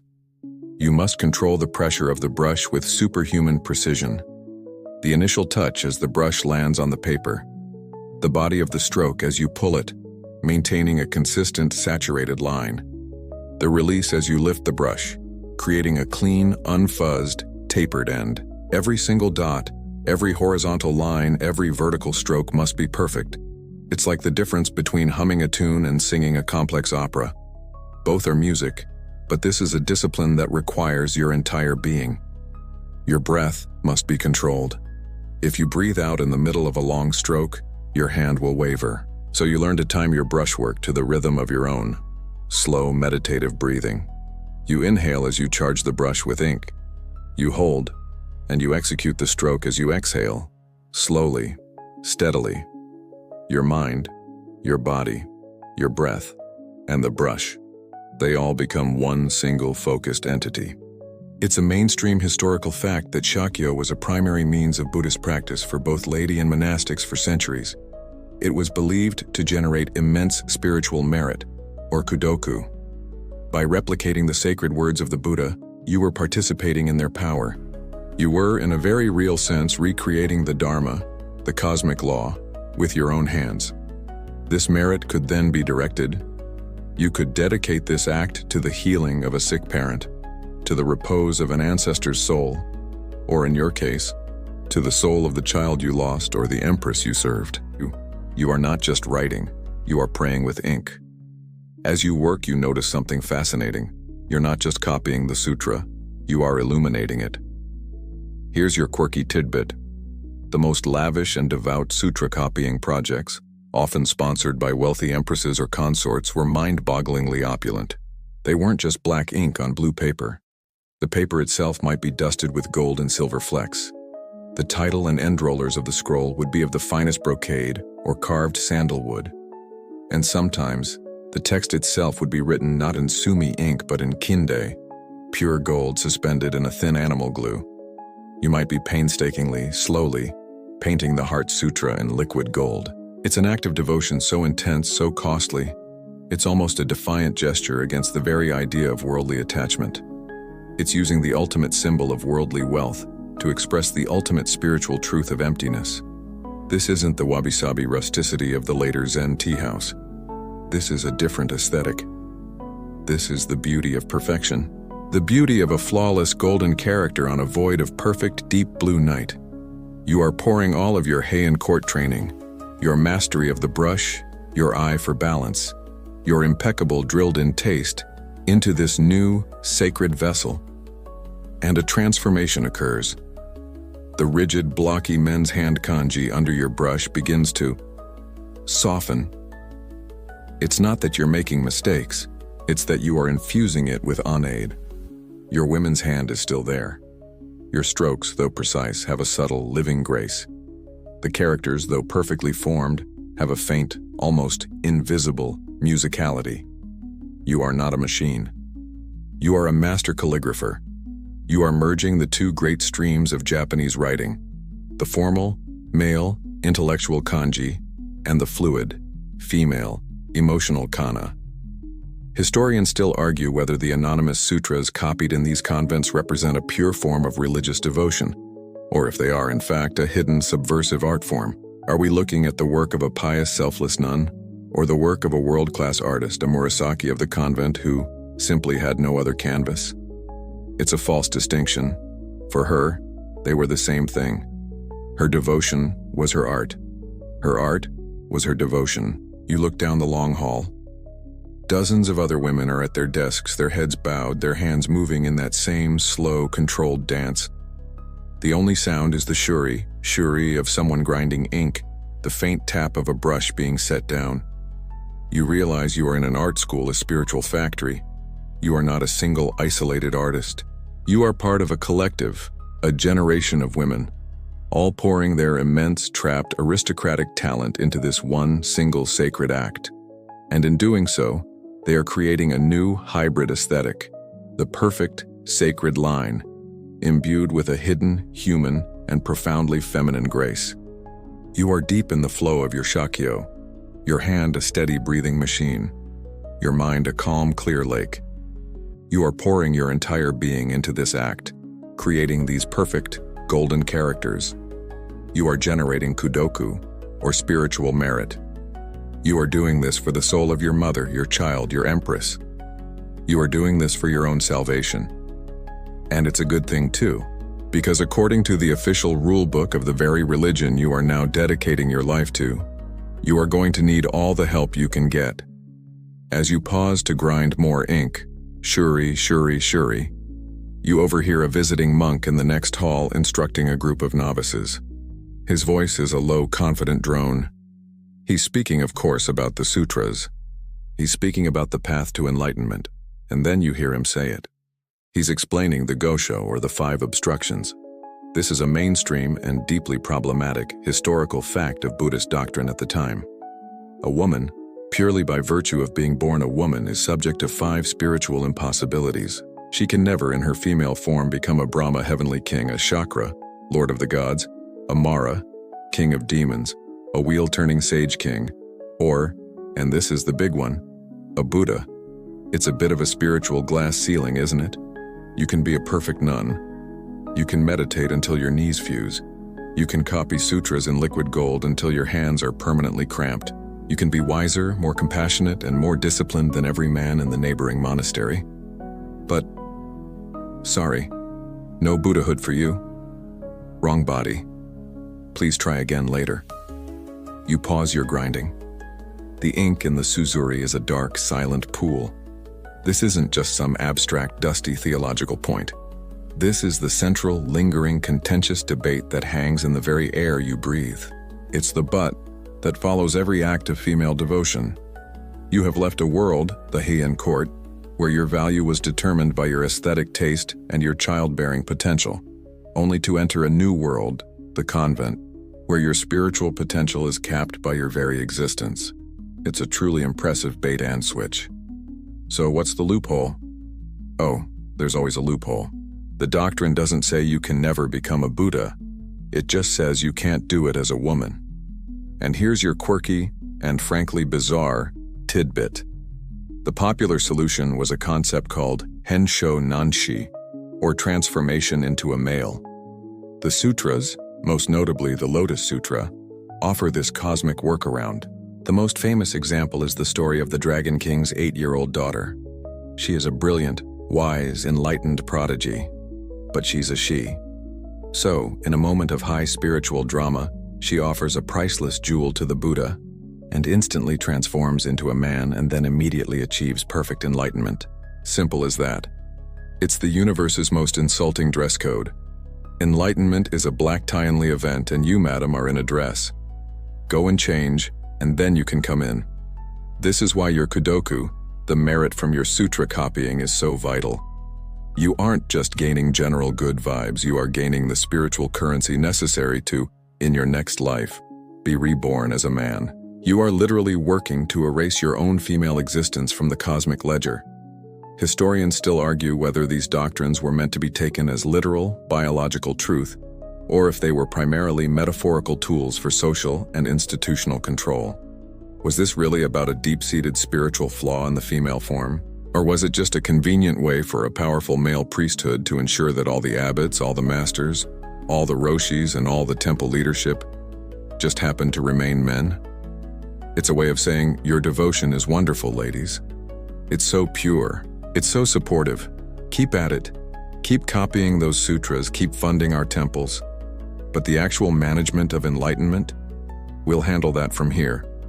You look down at your hand. The hand that held the witty onade brush. The hand that was judged by lovers. Now it's the hand of a nun. You look at the page. The character you have just written, the character for law, dharma, is flawless. It is a perfect, shining, golden testament. And you have a thought that feels almost like a heresy, but also tastes like the truth. This is not the work of a second-class soul. This is not a deficient hand. This perfect golden character is not a prayer to become a man. It is a proof that you, as a woman, are already a master. The act of shakyo, this devotion, this art, becomes a silent, powerful refutation. Every perfect stroke, every flawless line, is a quiet, irrefutable, "Oh, really?" to the drone of the monk in the next room. Your art isn't a plea for enlightenment, it's a demonstration of it. That feeling is powerful. That quiet, defiant, "Oh, really?" That comes from your own perfect golden brushstroke. Your art is your proof. You are not a deficient soul. You are a master. And you look at the women kneeling beside you in the shakyodo, their own hands moving with that same breathtaking drilled-in precision. They are all masters. This room is a powerhouse. This convent is a crucible of artistic genius, a spiritual fortress. And so you think, their names must be legendary. They must be carved on the temple gates. The art world must speak of them in hushed, reverent tones. You leave the convent, you leave the cold, dark hall, and you find yourself in the present day. You're in a different kind of hall. A university library, the Special Collections Archive. The air is dry and smells of old paper, acidic glue, and floor wax. You're on a mission. You're going to find them. You're going to find the names of these anonymous masters. You pull the first book from the shelf. Official Lineages of the Rinzai School. It's a heavy, important-looking volume. You open it. You see the family trees of enlightenment, a master and his dharma hairs. You see the name of a famous monk and then, branching off like a tree, the names of his male disciples, and from them, more male disciples. It's a river of men flowing through history. You scan the pages. No women, not one. You try another book, a history of Kamakura-era monasteries. You find the section on your convent, the Amadera you just lived in. It gets a paragraph. It's mentioned as a devout and important center for women's worship, founded by the imperial consort, so-and-so. It's defined by its patron, not by its artists. The women inside are a nameless collective they. This is the problem. This is the great forgetting. It is a mainstream historical fact that the patriarchal structure of most Buddhist lineages made it institutionally impossible for women to be recorded as masters in their own right. A monk passes his dharma to a male heir, who then becomes a master and passes it to his heir. This is the official documented lineage. A nun? She might be an abbess. She might be a brilliant scholar, a profound teacher, but she will not have a dharma hair in this formal male line. She is, institutionally, a dead end. So what happens to her art? Her perfect golden sutras? They are offerings. They are acts of devotion. They are absorbed into the temple's treasury, catalogued as sutra, Heian period, anonymous nun. Her personal creative human genius is erased, filed under piety. Historians still argue whether this anonymity was a deliberate act of erasure by male record keepers, and later, 19th and 20th century art collectors, or if it was a genuine reflection of a female spiritual practice that valued selflessness and the negation of the ego. Did these women want to be anonymous, as a sign of their humility, or were their signatures just inconvenient for a history that had already decided who the masters were? The result is the same. The archive is silent. The names are gone. You sift through dusty digital files. You look at microfiche until your eyes burn. It's like searching for ghosts. You find endless beautiful unsigned works, scrolls, poems, screens, all attributed to anonymous or none unknown. It's maddening. But then, you find a flicker, a name, just a fleeting mention in a provincial temple's logbook, a signature on a small, unassuming piece of pottery, a poem, not a sutra. You find a name that survived. The name is Rengetsu Otagaki. Now she is from much later. She lived from 1791 to 1875, long after the Heian court or the rise of the samurai. But her life is a perfect, tragic echo of the women you're searching for. She was born to a noble samurai family, adopted into another. She was a beauty, a lady in waiting at a castle.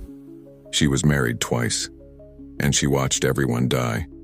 Her first husband, her second husband, her infant son, her 2 young daughters, her stepdaughter.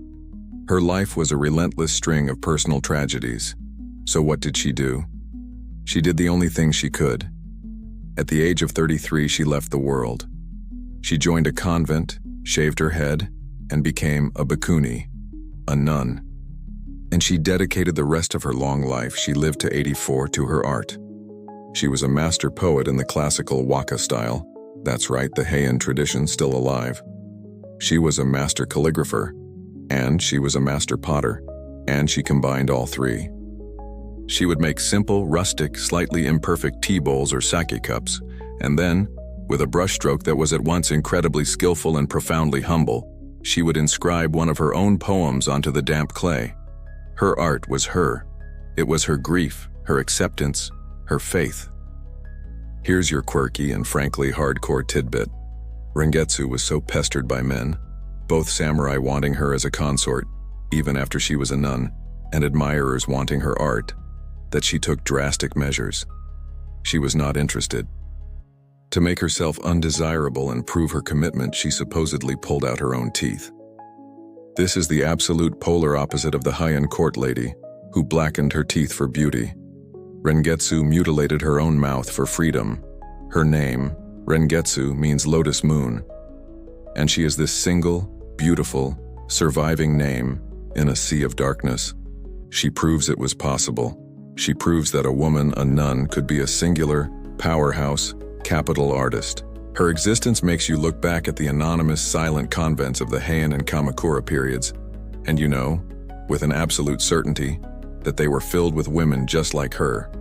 Women with that same skill, that same grief, that same profound artistic soul.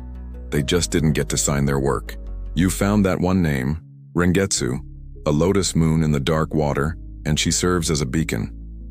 Her existence proves that these masterful, self-possessed female artists were real. Armed with this certainty, you return to that anonymous medieval convent. You've seen the public face of their art, the meticulous, perfect golden shakyo, the sutra copying. That was their devotion. That was their kudoku. It was an art of supreme control, of erasing the ego, of breathing with the brush.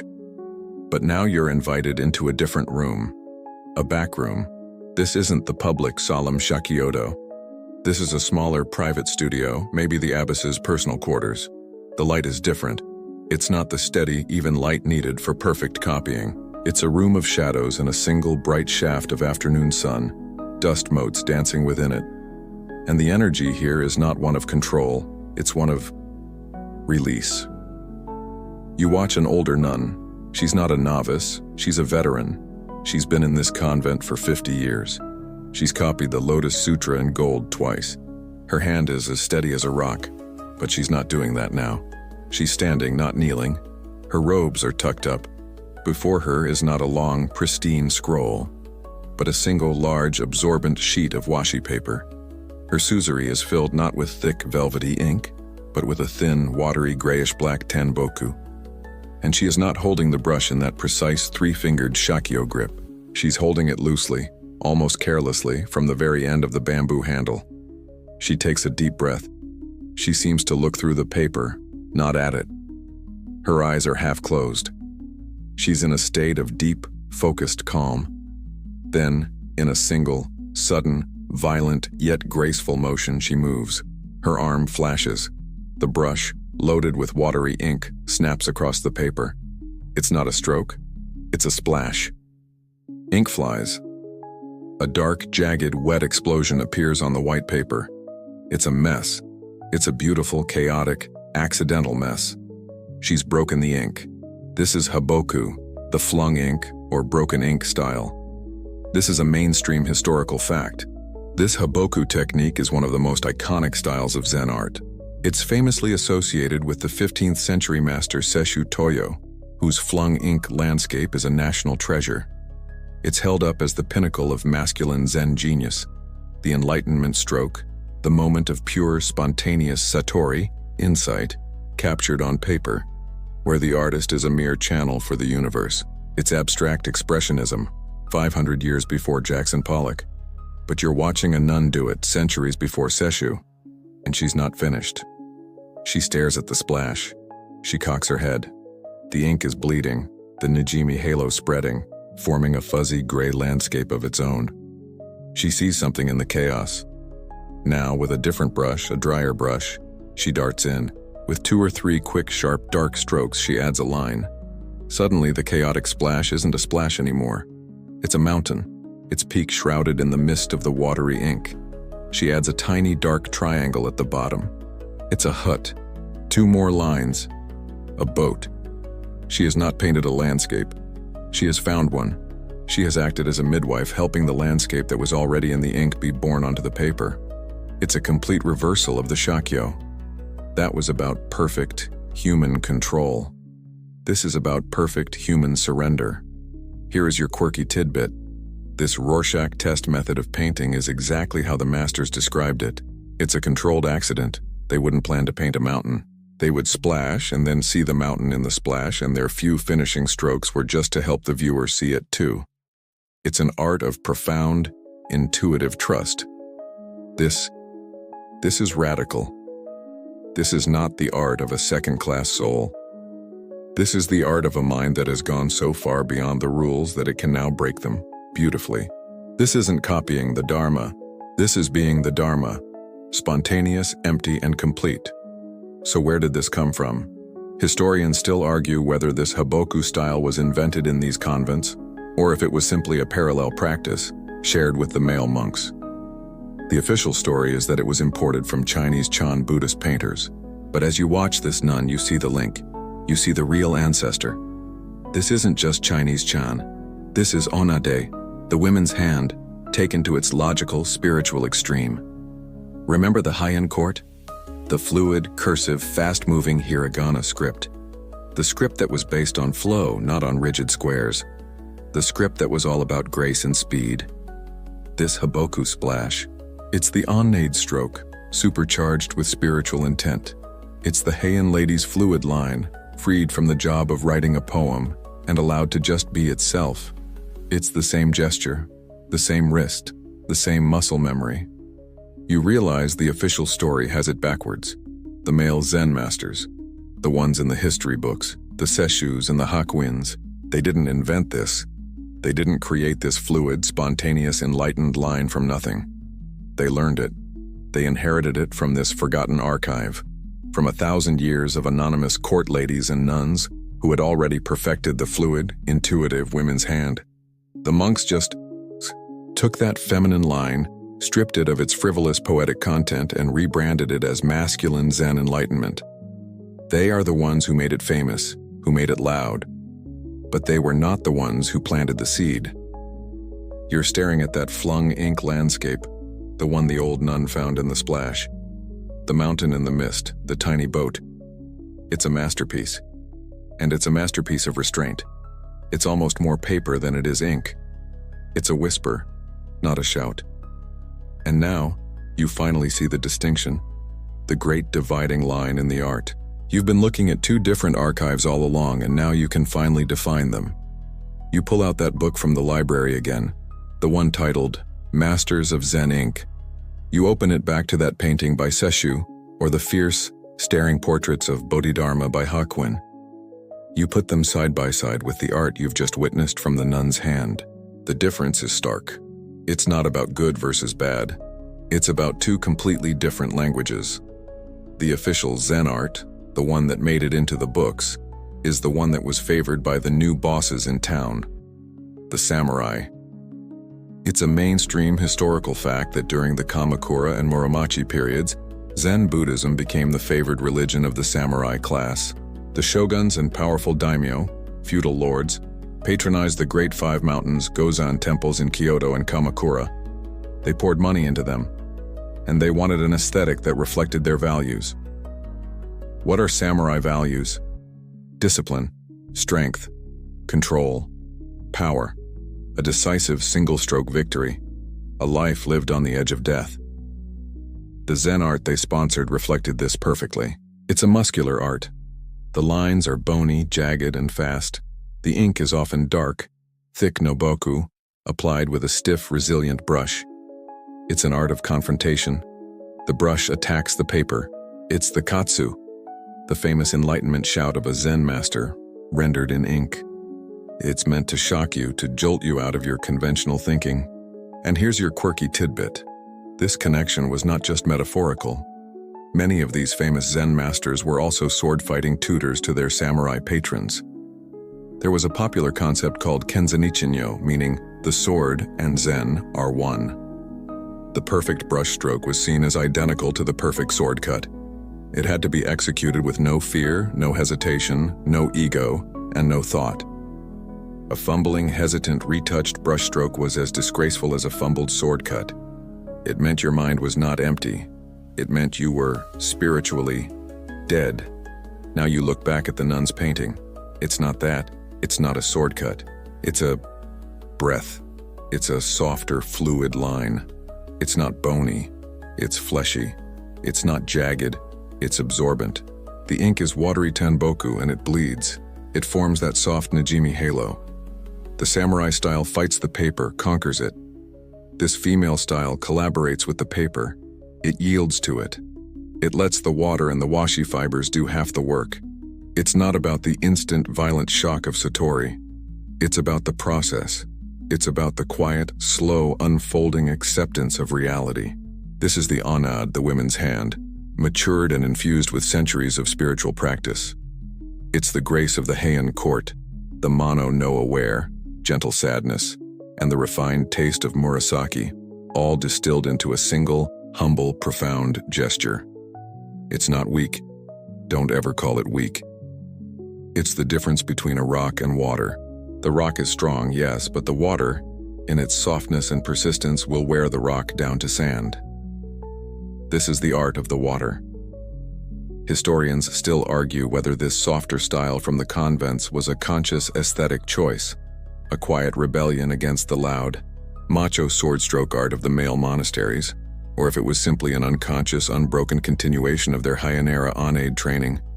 Was it a no, this is enlightenment statement? Or was it just what they knew? You realize the nuns were masters of the entire spectrum. They could do the shakyo, the perfect controlled masculine kanji line, written in gold, an art of absolute discipline, and they could do this.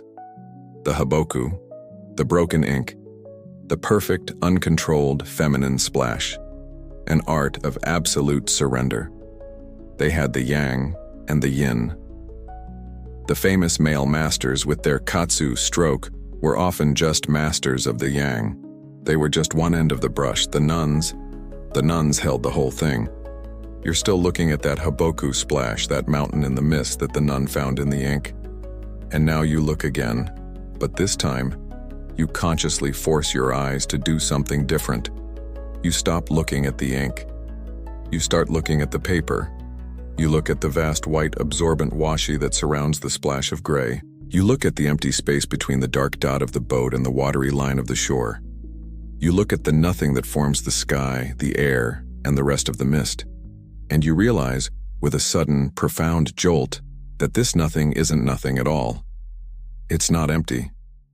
It is the most important, most active part of the entire painting. The black ink is just there to help you see the white.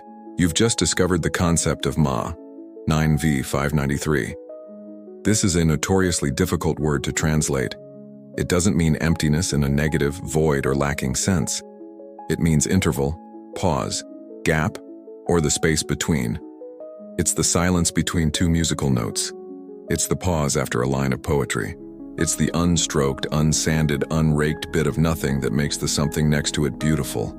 It's a mainstream historical fact that Ma is a central foundational concept in almost all traditional Japanese arts, from ikebana, flower arranging, where the space around the flower is as important as the flower itself, to architecture, where a room's emptiness is its primary function.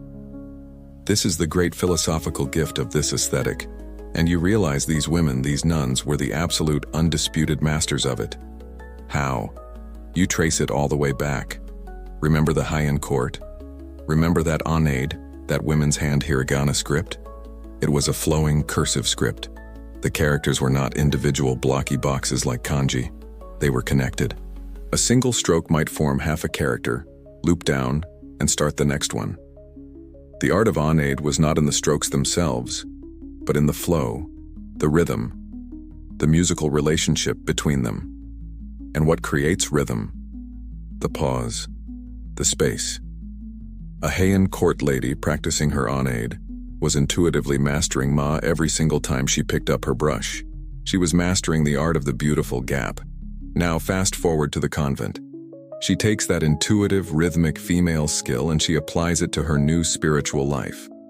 In her Shakyo, sutra copying, she masters placement. She has to place each perfect golden kanji on that dark blue paper with absolute precision. The space between each character must be as perfect as the characters themselves. She learns Ma as a form of divine, rigid order. In her Haboku, flung ink, she masters surrender. She throws the ink and allows the Ma, the white paper, to do the heavy lifting, to be the mist, the sky, the water. She learns Ma as a form of spontaneous divine chaos. She has mastered both sides of the void, the ordered and the chaotic. Here's your quirky tidbit. Think about traditional Japanese music like the gagaku of the Heian court or the flute in a no play. If you listen to it, it can be unsettling to a Western ear because it seems to be full of empty stretches, long, drawn-out silences, pauses that last just a little too long. That's Ma. The sound, the notes, are just the frame to help you hear the real music, which is the silence. These nuns were doing the exact same thing with ink. The sumi was just a frame to help you see the sound of the paper. Historians still argue whether the profound philosophical Zen concept of ku, or sunyata, emptiness, is the exact same thing as the aesthetic design principle of Ma. It's a chicken and egg debate. Ku is a massive metaphysical idea, the capital E emptiness, the void of all self, the fundamental nature of reality. Ma is a small design principle. Put the flower here and leave this part empty. But what you see in this nun studio is the bridge. These women, with their onade training, were the perfect engineers to build it. They used the design principle of Ma, an idea they had literally perfected for centuries, as the language to express the philosophical principle of ku. The masculine, samurai-favored art, it's often about the ink, the power of the stroke, the energy of the splash. It fills the paper, it confronts the void. This feminine art, it honors the void. It's an art of humility. It steps back, it whispers. It uses just one tiny dark boat to show you the immensity of the ocean of white paper it's floating in. The negative space isn't an absence of art. It is the art.